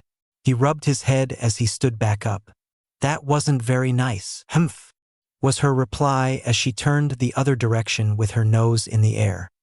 He dusted off his cloak before a vortex appeared next to the raven-haired boy. Obito ni. He whined and pointed at Samui with an accusing finger. She hit me. Really hard. Obito's sweat dropped at his little brother's childish act. And yet you're going to face the 5 Kages and their guards. Yay, Obito said sarcastically, earning a nod from the only blonde in the group. Naruto shifted into a serious demeanor. Ah yes, there I should be able to fight at my full capacity. And I get to declare our little war and make true peace, he said as it was the most simple thing in the world. Samui sighed and rubbed her shoulders for like the 100th time that day. I still don't know how I feel about going against my home. Naruto frowned but shook the feeling of guilt off. It's not like you're doing any of the fighting. You're mostly here for moral support and kenjutsu skills. And the fact that you're my best friend. A small smile came across her lips as her face turned a little red. Something Obito did not miss. He tucked that bit of information into the back of his skull and looked at Naruto. Do you know when the meeting is starting? He asked his little brother. Naruto looked at an imaginary watch, then looked at the sun and determined it was about 5 o'clock in the evening. Well, I wanted to arrive fashionably late, so it has been running for a good 30 minutes. I should get going. Obito and I want you to arrive in an hour at the least with Samui-chan. He grabbed Obito's collar and dragged it right next to him. Please keep her safe, Nizan, he whispered and let go. Obito nodded. Wish me luck, Naruto said before putting on his mask and disappearing in a kamui. 5 Kage summit. And that is how I know that the Leaf sent their man to kill my brother. I yelled with a slam on the table, causing most of the Kage's guards to be ready in case of a battle were to happen. Minato looked at I with a, you're kidding, right? Look, do you honestly believe I would send a ninja capable of defeating the Hachibi Jinchuriki? He asked with the 3 Sannin nodding at his words. I growled at the fourth Hokage. Of course. Someone fought B with a Sharingan, which is from your village. Minato had a pained expression come across his face, making I mistake it for guilt before Minato spoke. There is only one Uchiha left. You know that. The rest were killed in the massacre all those years ago. And the surviving Uchiha was off duty the same day you claim B was killed. Minato reasoned, making the other Kages nod at his logic. I was about to argue before a voice spoke up. As much as I hate it, the fourth Hokage is right. Well, technically he is only half right. You see, there are actually 3 Uchiha left. And one of them is me. Naruto said as his EMS flared, making everyone jump from their seats. Weapons ready. Who are you and how did you get in here? A man named Mifune asked. Naruto chuckled darkly. You really think that a couple samurai could defeat me? Please, I thought you were smarter than that. And as for who I am, well... He glared at each and every individual in the room, his eyes settling on I. I am the executioner of Hachibi Jinchuriki. He said as he smirked at Ice and raged look. I charged Naruto with lightning all over his body and swung, and a shocked look came across his face as his fist passed right through the man. Why are you here? Gaara shouted. Naruto looked at him. To declare the 4th Great Shinobi War, of course. He then looked at Minato. And to test my skills against the 5 Great Kages, of course. He dodged a fist that shattered the wall behind him. Well, would a Sannin do? Jiraiya said as he tried to hit Naruto with a large Rasengan. Tsunade went to punch Naruto again, but he easily caught the fist and threw her over his shoulder. Maybe. Then again, you probably couldn't even defeat Nagato. The name made Jiraiya freeze, giving Naruto time to make a counterattack and go to slice the pervert's head off, but was stopped by the infamous blade Kusanagi, which was held by Orochimaru. Orochimaru eyed his sword, his eyes narrowed down. Where did you get that sword? He yelled as he and Naruto started clashing blades. Naruto used one hand to fight Orochimaru and another to make one-handed signs. Orochimaru's eyes widened. Back up! He yelled just in time for Naruto to spit out large balls of fire. A large wave of sand shielded everyone from the balls of fire. Naruto made another thing of hand signs as lightning went across his hands as he charged the wall of sand and blew right through it with the Chidori he made. What? Gaara asked, shocked as to how his defense was now broken. Naruto made a couple more hand seals and slamming them into the ground. With style. Great forest of the heavens. He shouted as tons of branches and trees uprooted from the ground and entangled the guards of the Mizukage, who were right in the middle of making their own signs. He then shifted his gaze to Mei. I will not hurt you, for you have showed great kindness to my family and I, he said as he dodged another lightning fist courtesy of I and dodging a sword swipe from Darui, a guard for the Raikage. You're a nuisance. He growled out before he grabbed Darui by the throat and stabbing him with his sword and throwing the now dead man across the room. Mokutan, the Sharingan, and that sword? There's only one person it could be, but he died, right? Orochimaru said out loud, making everyone pause. You know who this is? Jiraiya asked him. Orochimaru was about to answer before he saw Jiraiya dodge some black flames. You will shut up, you bastard, Naruto said in an angry tone as he caught a punch from Tsunade and kneed her hard in the stomach, making her eyes roll back into her head and fall down, unconscious. Gaara eyed Naruto. There's something familiar about his chakra, he said to himself. He sent another wave of sand, but the man just used another Chidori and made the sand blast away.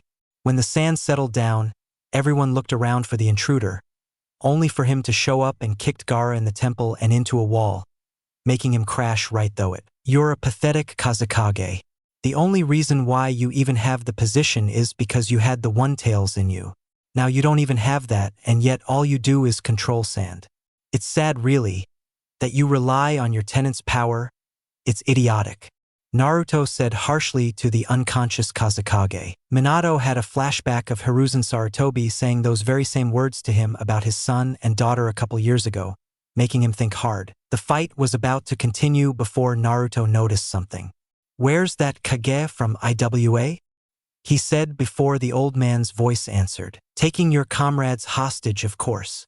Naruto whirled around to see Samui gagged up and Obito nowhere to be found. Naruto forced himself to stay calm. "K, where's the other one?" he said in a calm voice. Inoki chuckled darkly. "After we capture the girl, we slapped some chakra suppressors on him." He snapped his finger and Obito was all tied up without his mask. He gave Naruto a sheepish look. "They caught me by surprise," was his excuse. Naruto sighed and locked eyes with Samui, who nodded. Minato's eyes widened as he looked at the captured figure. "Oh, Obito," he stuttered in disbelief. "Why, you're supposed to be dead." Obito glared at Minato. "But my Gigi saved me, sensei. Something you couldn't accomplish." Minato looked anywhere else except for Obito, not able to deal with the guilt. "What are your terms for their release?" Naruto said in a monotone voice, making Inoki smirk. "You will meet for their capture at a desert valley in Wind Country and you will surrender. Only when you do that will we release the prisoners." Inoki said. "Are you proposing a temporary alliance?" Minato asked. Inoki nodded, making all the Kage still awake smirk. Naruto looked at both his comrades and received nods from both of them.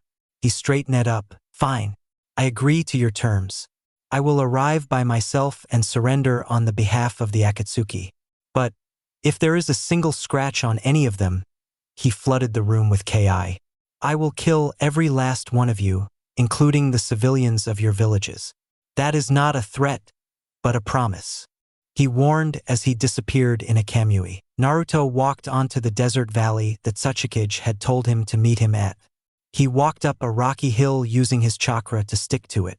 When he got to the top, was he surprised? An army was waiting about 300 yards away from him from different villages.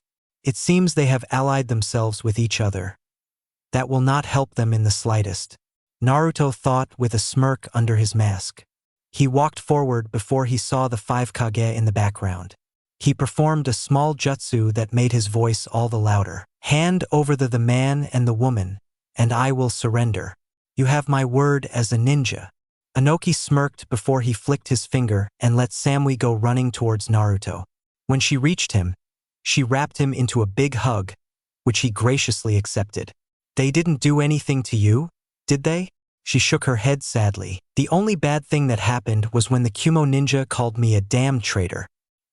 He frowned at this before he patted her shoulder twice before turning back to the large army. "Now the man," he demanded. Inoki smirked again. "Take off your mask. Announce your surrender and this boy will return back to you." Naruto growled. "This was not part of our agreement. You either give me my brother back or I will unleash hell upon you," he shouted, obviously angered. Inoki heard the anguish in Naruto's voice, making him grin wickedly. "Very well." The old man turned to the large man who was holding Obito. "Kill him." Everyone's eyes widened as they watched Obito's throat get sliced open as crimson blood flowed out and he fell face down. Naruto could only watch as his brother died in front of him. "No, not another one," he whispered as he slowly took off his mask and fell to his knees. "Not another precious person gone," he said as tears flowed down his face like rivers. He looked at his mask before he threw it away angrily. "Fine. You want a war, old man? I'll show you one. I, Naruto Uchiha, will be your judge, jury, and executioner, and I will release all of hell on you." "And Naruto's alive?" said Orochimaru, Minato, and Satsuki at the same time as they heard his speech. Naruto snarled as his EMS activated and started spinning rapidly. He took off his cloak and threw that on the ground and looked at Samui. "Stay out of this. This just got personal," he said before he looked back at the army of shinobi. "Prepare to see what a real demon looks like," he yelled as he started walking towards the army as he slowly picked up speed, the army doing the same. "He's only one man, we can take him," they reasoned as they began sprinting at the angered Uchiha. Naruto snarled as he met a thrown kunai with his sword and began obliterating all shinobi alike with just kenjutsu. He dodged punches, kicks, swipes with swords, and returned them with his own, killing them with ease as he dealt with the army. He jumped in the air and landed on someone's neck before he used his legs to break their neck and landed on his feet. He saw someone throw an explosive tag at him and he caught it, swiped the tag off, put it one a rock shinobi and kicked the man towards a group that exploded in a large gush of blood. Minato looked at his fellow Kages. We cannot let him destroy our forces. We must fight him. The other Kages, who were stuck in a space between amazement and horror, could only nod before they took off towards Naruto. Naruto made a couple hand signs and stuck his hand out as a large lightning bolt shot out, impaling and killing many of the shinobi at once.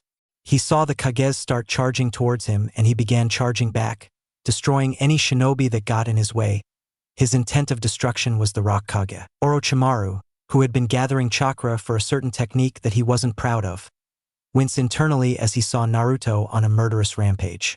He was using the impure resurrection technique, which he had found out he could use shadow clones instead of the 3 sacrifices that Tobirama had used. Hopefully he will calm down now, he whispered as he summoned 3 coffins that slowly opened and revealed 3 Uchiha. It's good to see you again, Fugaku, Makoto, Itachi. Do you see that man killing those shinobi? The resurrected ninja nodded, each wincing in their own way. That's Naruto. He followed a dark path and is destroying the forces that killed Obito Uchiha. Itachi frowned. I thought he would be in Konoha still. This is indeed troubling, Fugaku said. Makoto sniffed. Naru-chan, what happened to cause you so much pain? Itachi stayed silent as he watched his younger brother on this rampage. I was hoping you would be able to calm him down. Please, Orochimaru said. The 3 Uchiha nodded. Of course we will, Makoto said before the 3 jumped into the battlefield. I'll kill all of you, Naruto shouted as wood began sprouting all over the place, impaling many shinobi. He grabbed a woman by her neck and slammed her head into a kunai that had been held by another shinobi. Amaterasu, he yelled as black flames spread throughout the shinobi army, burning them alive. He then manipulated the flames to swirl like a tornado around him, killing anyone who dared to try and attack him. He jumped out of the black flames and smashed his fist into Inoki's jaw, breaking it in the process. Then proceeded to dodge a fist from an electrified Raikage, but immediately grabbed his sword and turned a bright yellow for a second and sliced the man's large arm off. I screamed in pain before he was cut off by a quick kick to the chin. Minato formed a shuriken-shaped Rasengan and threw it at Naruto. I failed you, my son. Raisen Shuriken, he shouted. Naruto glared at Minato before he kamuied away as the explosion of the powerful technique destroyed the ground from underneath it. Naruto suddenly appeared behind Minato and went to stab him in the chest, but was cut off as he found himself rising on some rock. He looked up and saw a fist of sand enclose around him. Gaara stood by and closed his fist tightly. Sand coffin, he shouted as he tried to compact the sand, but found he couldn't. Suddenly, his sand was blown away as a large black figure stood on the rock. This is my Susanoo, Naruto shouted before he drew one of the large chakra swords and swung it at Inoki. You will die by my blade, he yelled. The black sword met a purple one. Naruto, Satsuki shouted from inside her own Susanoo. Stop this. Naruto's softened at the sight of her momentarily before they hardened again. I cannot do that, Satsuki-chan. It's too late now. They must die, he said before a large orange hand punched his own Susanoo in the face. Naruto flew back and deactivated his Susanoo, looked at the offending hand that had punched him. He looked at the orange Susanoo and sucked in a breath as he saw Itachi Uchiha looking at him within it with pity-filled eyes. Itachi ni? He whispered. Yes, Naruto. It's me. But is that really you? He said. His voice was their usual emotionless way he had talked when he was alive. Naruto scowled. Of course it's me. Just because I want to create peace does not mean I've changed. Another voice rang out. But you did change, Naruto. Makoto Uchiha shouted at her adopted son. Naruto's eyes widened as he heard his mother's voice. Kazan. He then saw Fugaku Uchiha standing next to her. Tusan. Makoto smiled sadly. Yes. She walked up to him slowly and stroked his whiskered cheek. You've grown up. Just not the way I thought you would, she said sadly. Naruto couldn't look her in her eyes. The guilt and shame had coursed through his body. Itachi and Satsuki had deactivated their own Susanoo and walked up to Naruto with Fugaku. I thought I'd never see you guys again, Naruto whispered with tear-filled eyes. He grabbed all four of them in a tight hug. I missed you. All of you. He was about to speak again before he was grabbed from behind by a couple of ninjas and was slapped with chakra suppressors as they dragged him away. Let him go! The Uchiha family started yelling. One of the ninja who had Naruto looked at the family.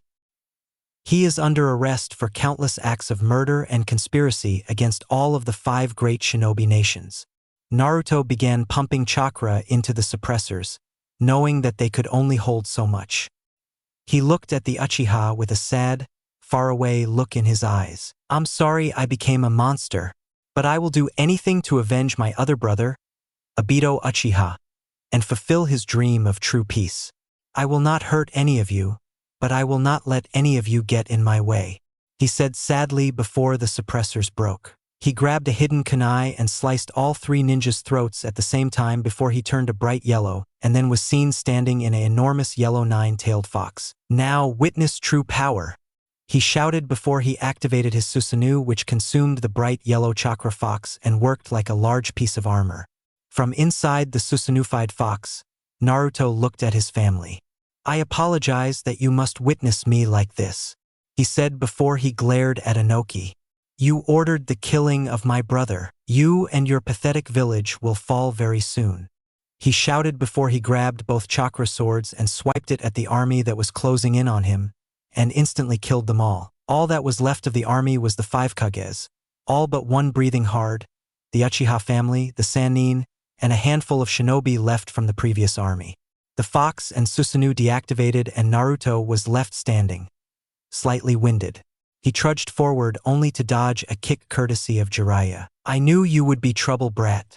From the first day we came back to Konoha, I had a bad feeling about you.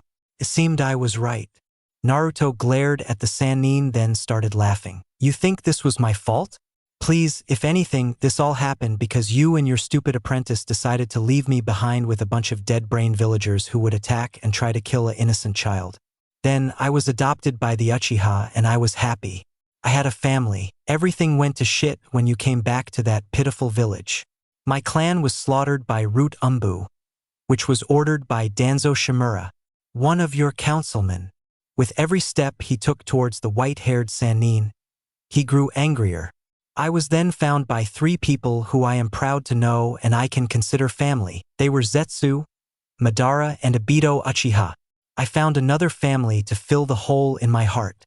Then, my Gigi, Madara, died of old age and I became the leader of the Akatsuki at 18 years old. And then, I met an old friend after I killed the Jinchuriki of the Hachibi, so Nagato couldn't fulfill his own reality of peace, which would mean killing everyone in the world. And then, I declared a war on the shinobi nations to get rid of them so I can bring everyone together in one nation and bring peace. But then, my friend and my brother were taken hostage. I watched my own brother get his own throat slit and die right in front of me. Again, he shouted. A large push of gravity moved Jiraiya a couple steps back. And then, I kill hundreds of people in a fury even I can't explain, and imagine my shock that my own family defended the person who practically killed my brother. I then fucking obliterated almost the whole damn army in one swipe. Naruto was crying now. I became a monster because if you really think about it, none of this would have happened if it wasn't for your stupid Hokage leaving me behind. Naruto said as his right eye changed from the EMS into a purple eye with 9 tomos on it. But you know what?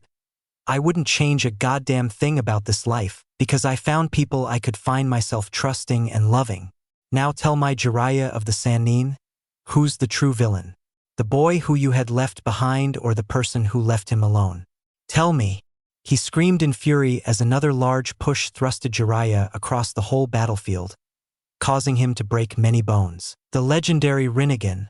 I thought it was a myth, Itachi said as he watched Naruto activate it. Minato slowly approached Naruto. And Naruto, I'm so sorry. A sword impaled his stomach. It's too late to apologize, Minato. Naruto took the bloody sword out of Minato. But I will let you live, just this once.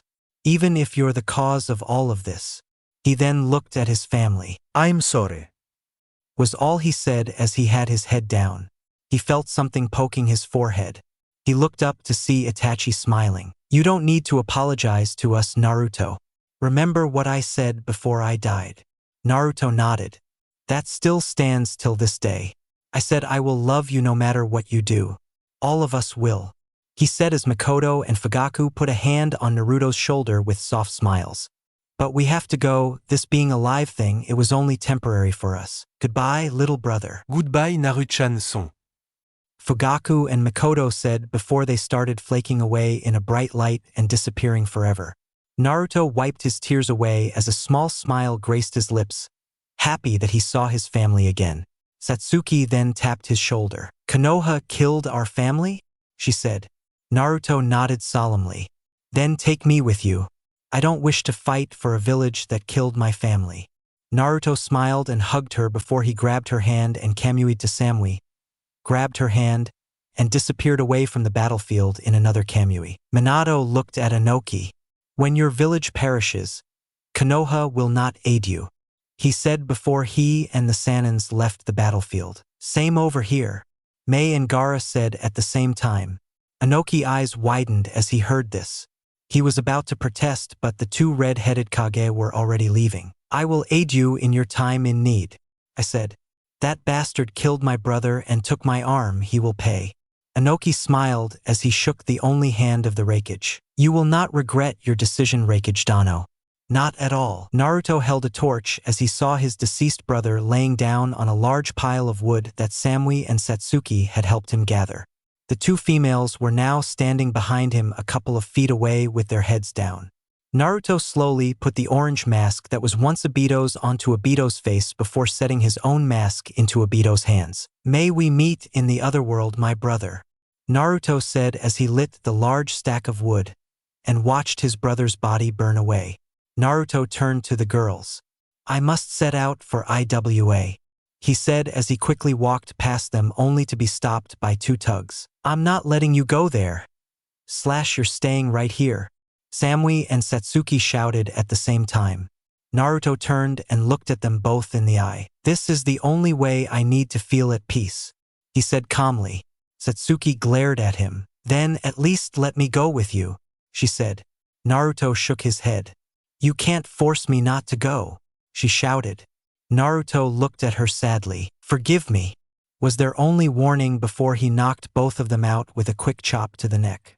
Zetsu, take them someplace safe and far away from IWA, Naruto commanded as Zetsu popped out and bowed. Of course, Naruto-sama, he said before taking both of the girls' bodies and disappearing into the ground. Naruto took off his Akatsuki cloak and threw it off to reveal himself in his attire that he wore when he fought Gaara. Kirito clothes, if you can't remember, at the entrance of IWA. Naruto saw the entrance of IWA and his fist clenched in anger. His EMS and Rinnegan flared. Instantly, a group of 15 IWA ANBU appeared before him. It's him. Get him, one of them yelled as the group charged together. Naruto gave them an uninterested look before he let a single hand up and muttered two words. Almighty push, he said as the group of Umbu was sent back 10 yards away. Naruto smirked. This oughta be fun. He quickly rushed the group and decapitated them all except for one with his sword. He looked at the terrified Nin. Tell your Kage that I'm here, he whispered before the Umbu shoo-shined away in a hurry. Let's see what the legendary Rinnegan can do, he said to himself before felt a certain field of knowledge appear in his brain. Ah yes, this should be good. Summoning Jutsu, he yelled as he found himself standing upon a giant boar that had Rinnegan eyes. He jumped off the large animal and pointed forward. As if understanding him, the boar charged ahead, destroying whatever building that was in his path. He smirked before he dodged a large rock that was heading his way. He looked up to see the Tsuchikage floating in midair. You have balls to attack my village. I'll give you that, the old man said as he glared down at the raven-haired Avenger. Naruto glared at the man. And you must have tiny ones seeing you height. Tell me, when you ordered my brother to die, while he was at your mercy, did you feel any regret? The old man shook his head. Of course not. Not even when you demolished an army of shinobi, Inoki said. Naruto glared at him. How about when I destroy a village of shinobi? He said before he was suddenly floating. How about I teach you not to fuck with Naruto Uchiha? He said in a loud voice. Almighty push. He yelled as the village itself started to blow away as the ocular jutsu destroyed and killed almost everything in its path. Inoki could only watch in horror as his village was blown off the map in a matter of minutes. Tell me, do you regret now?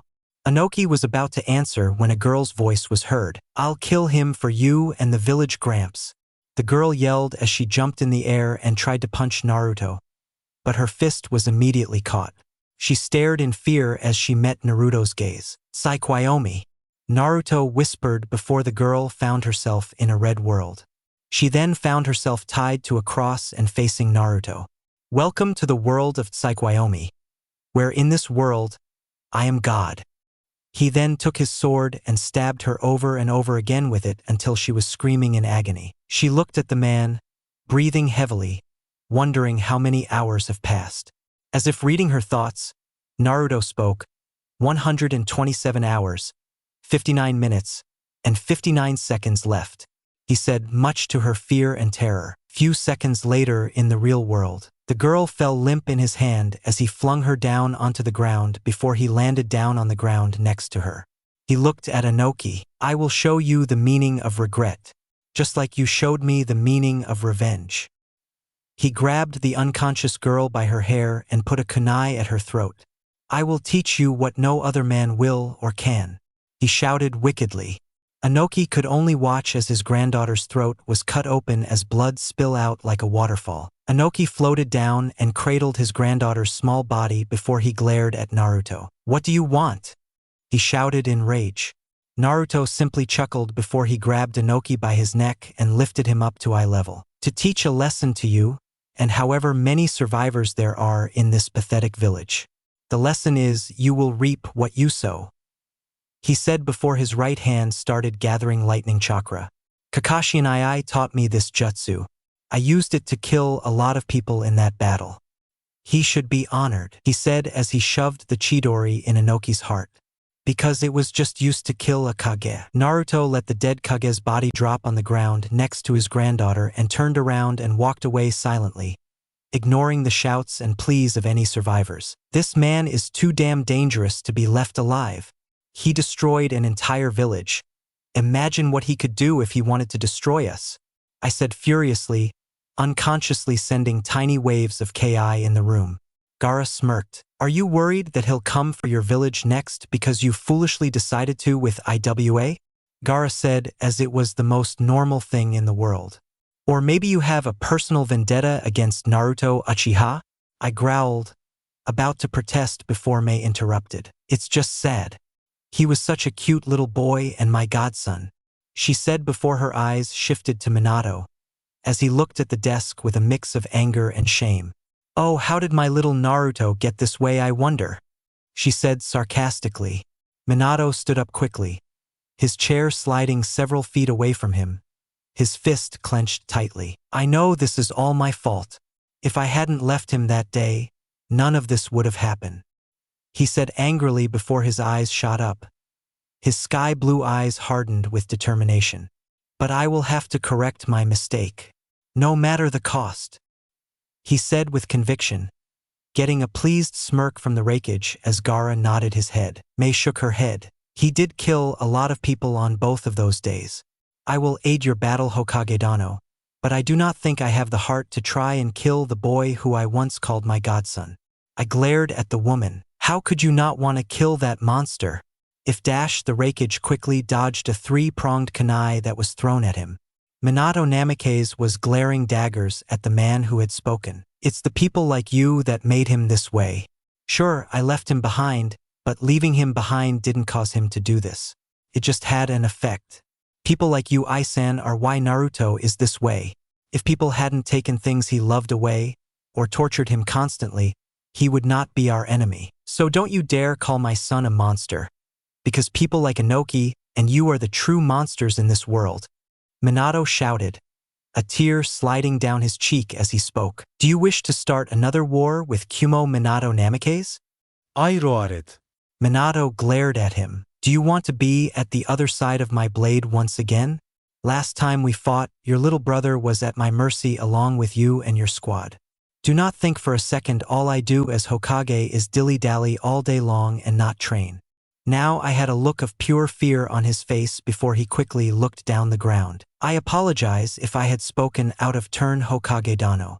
I said before a familiar voice spoke up. I never would have thought that the big ol' rakeage would swallow his pride. Hello, how's the family? Naruto said before he gasped and covered his mouth. Too soon. Naruto then clenched his stomach and laughed.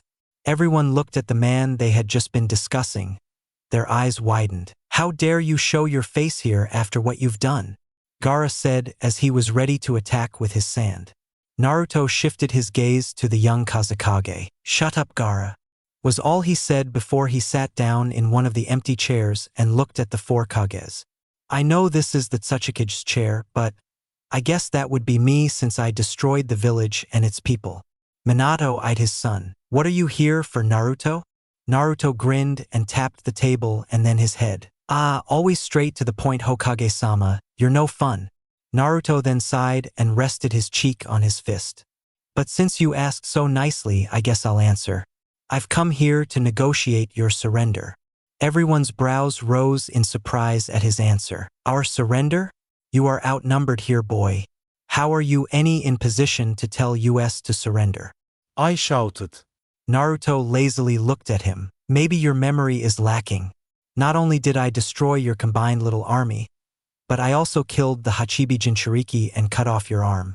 And I just destroyed a village for fuck's sake. I believe I am in every position there is to say surrender. Naruto said harshly before he stood up. Trust me, my dear Kages. I do not wish for any more blood to be spilled. Besides, the only two villages I would have a problem with is yours, he said, pointing at and yours.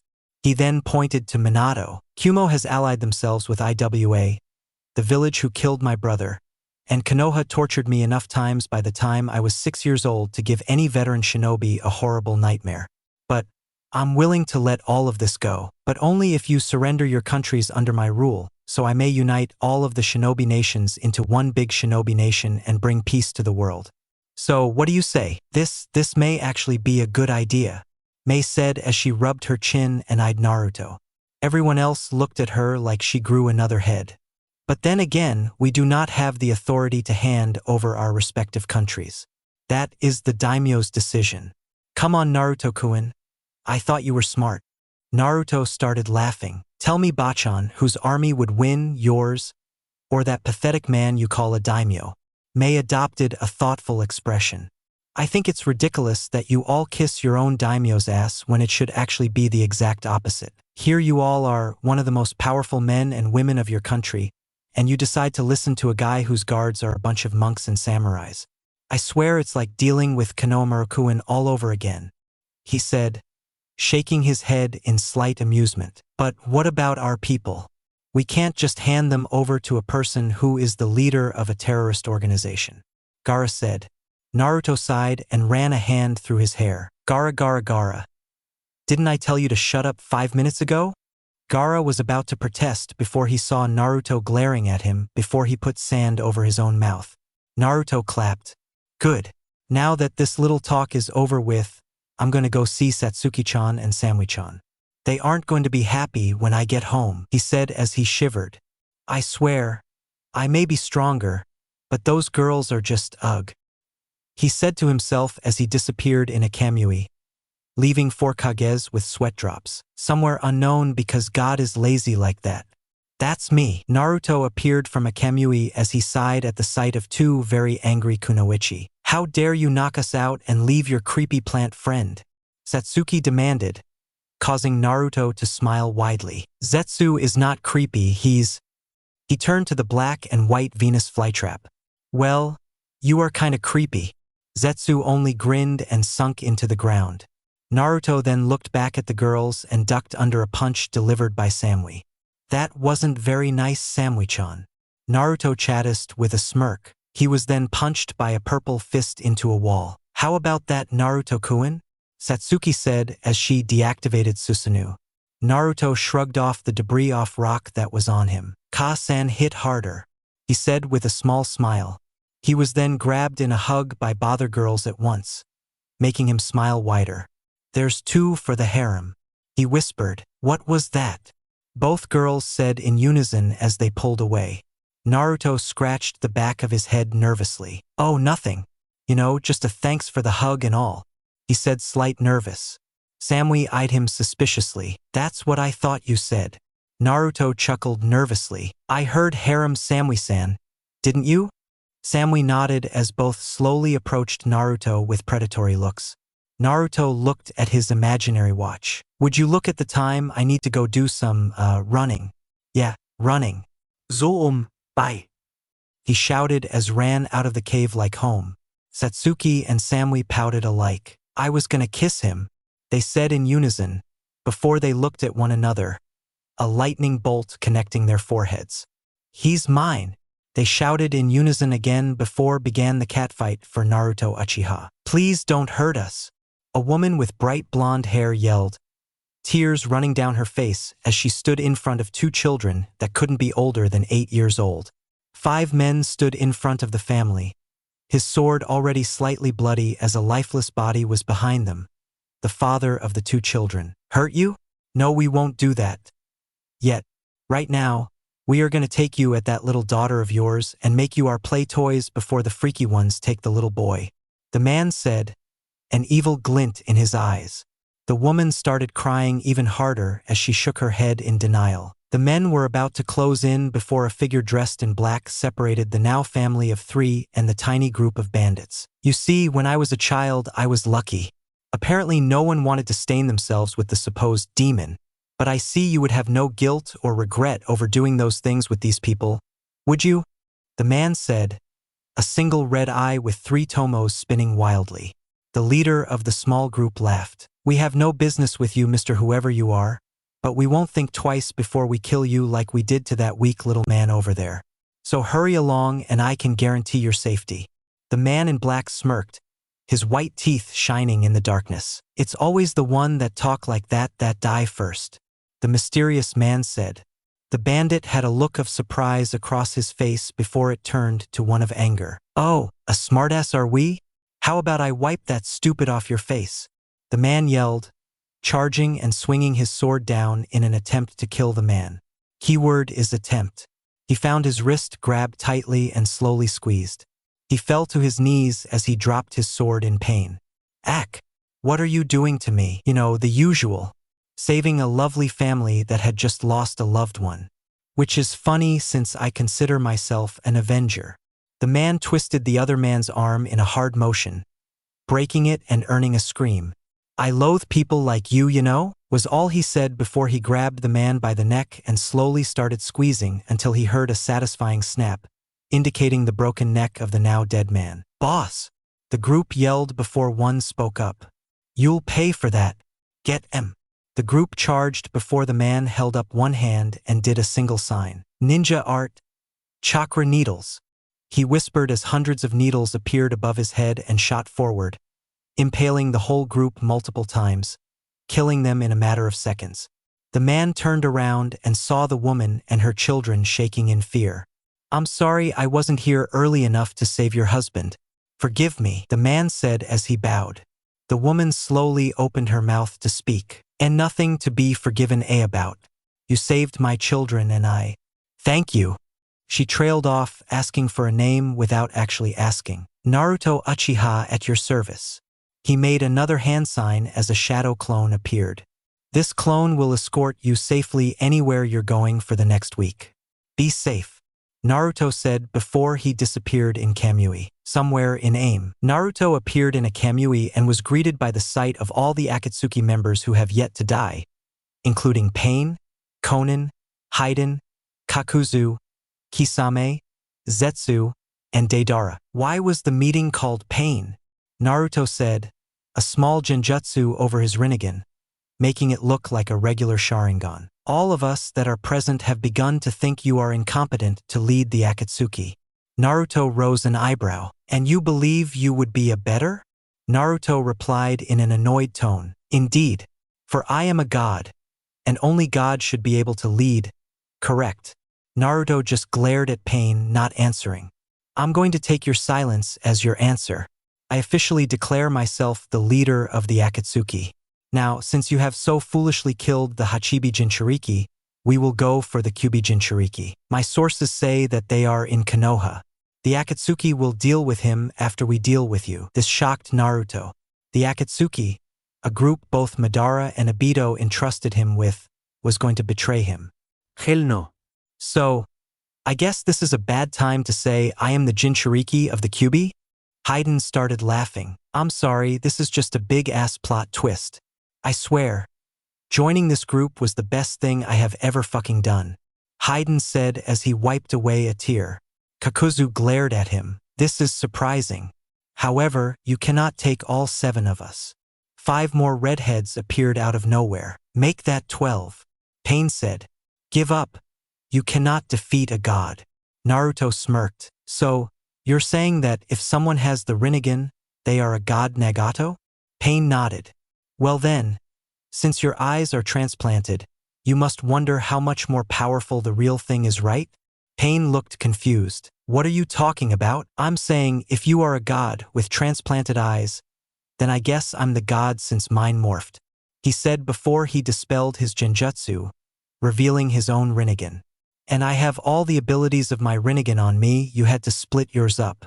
Pitiful. He rose a single hand. Almighty push, he yelled as the 12 people flew several feet away from him. He then used his gravity control to make himself hover 10 feet in the air. Don't make me destroy you, he said menacingly. There can be only one god. One of the paths of pain said before they slammed their hands down, and a huge bird appeared with its own set of Rinnegan eyes. It charged Naruto but immediately stopped before it dispelled itself. What? The path said in shock. Those animal summons only recognize me as their true summoner. Observe. He said as he slammed his own hands down as a giant boar appeared for the second time in this story. Naruto stood upon it before it charged Hayden. Hayden smiled in glee as he ran towards the upcoming challenge, but was surprised before he was hit by an invisible force that sent him skidding backwards before he was trampled by the boar. He tried to get up but found himself held down by 2 Narutos. I may not be able to kill your body, but taking your soul should actually kill you, was all Naruto said before he took Hayden's soul out of his body. He dropped the soulless body and dodged a sword swipe from Kisame. You were always my favorite, Kisame. It's a shame you have to die. Speed beats brute strength, he said before he appeared golden and stabbed Kisame in his heart from behind him. Goodbye. He deactivated Kyuubi's chakra mode and stood up straight. 2 down. 10 more to go. Watch out. He has control over his Ju's chakra. One of the paths before a hand protruded from its chest. Thanks for the knowledge, the Naruto said before he exploded, disintegrating the body that held the chakra absorber path. That's what Ima call it, smiley face. 9 more, the real Naruto said as he dodged paper bomb after paper bomb. He sighed as he kicked Conan away. It's a shame. You could have been a real asset to my plans, Conan. It's sad you have to die. Almighty push. He heard Pain yelled and was pushed many feet away from Conan. Oh yeah. Okay. Let's deal with your path first. Nagato. Naruto said as he made 4 shadow clones. The first shadow clone charged the animal path and quickly destroyed it with a self-destruction. The second started fighting the Taijutsu path. It was starting to lose before it made a Chidori sliced the path's head off. The third started fight the Truth Seeker path and quickly took it down as it used its sword to slice it into little sushi bits. The fourth found the Soul Stealer path and started to launching jutsu after jutsu before it was eventually overwhelmed and killed off. Now it was just the Gravity path, aka Pain, Conan, Deidara, Kakuzu, and Zetsu left. Zetsu disappeared in the earth before popping up and snatching Deidara up in his ginormous Venus flytrap, Jaws of Death. Traitor! Conan yelled. No, I never swore myself to the Akatsuki. I swore myself to Naruto-sama. Even though he calls me creepy. Naruto sweat dropped. Not the time for this conversation, Zetsu, Naruto said as he picked up Kisame's sword. You can go now, I can do this. Zetsu bowed before disappearing into the earth. Kakuzu had gotten all of his weird faces out and formed a couple of hand seals. Fire style. Searing migraine, Earth style, Earth dragon, Water style, Water bullets, Wind style, Wind scythe jutsu. He yelled simultaneously, all jutsus coming at Naruto at the same time. Naruto looked at Kisame's sword. Hope you're hungry, little sword. 'Cause you're eating tonight, he said as he held the sword in front of him. He watched in amazement as he saw the chakra get sucked out of the jutsu and just drop back onto the ground. He looked at the sword. I like you. He then gently placed the sword down and stood back up. D. He said before his eyes turned into the EMS. Amaterasu, he whispered as the black flames consumed Kakuzu. He then began manipulating the fire, making it enter into Kakuzu's lungs and destroying all of his hearts in seconds. Okay, that was cruel. I mean, I've done some fucked up stuff in my life, but that easily goes on the top 5. He then looked at the 2 remaining members. E. He said before he slowly walked up to them. Pain looked at Konan. Protect my body, he said.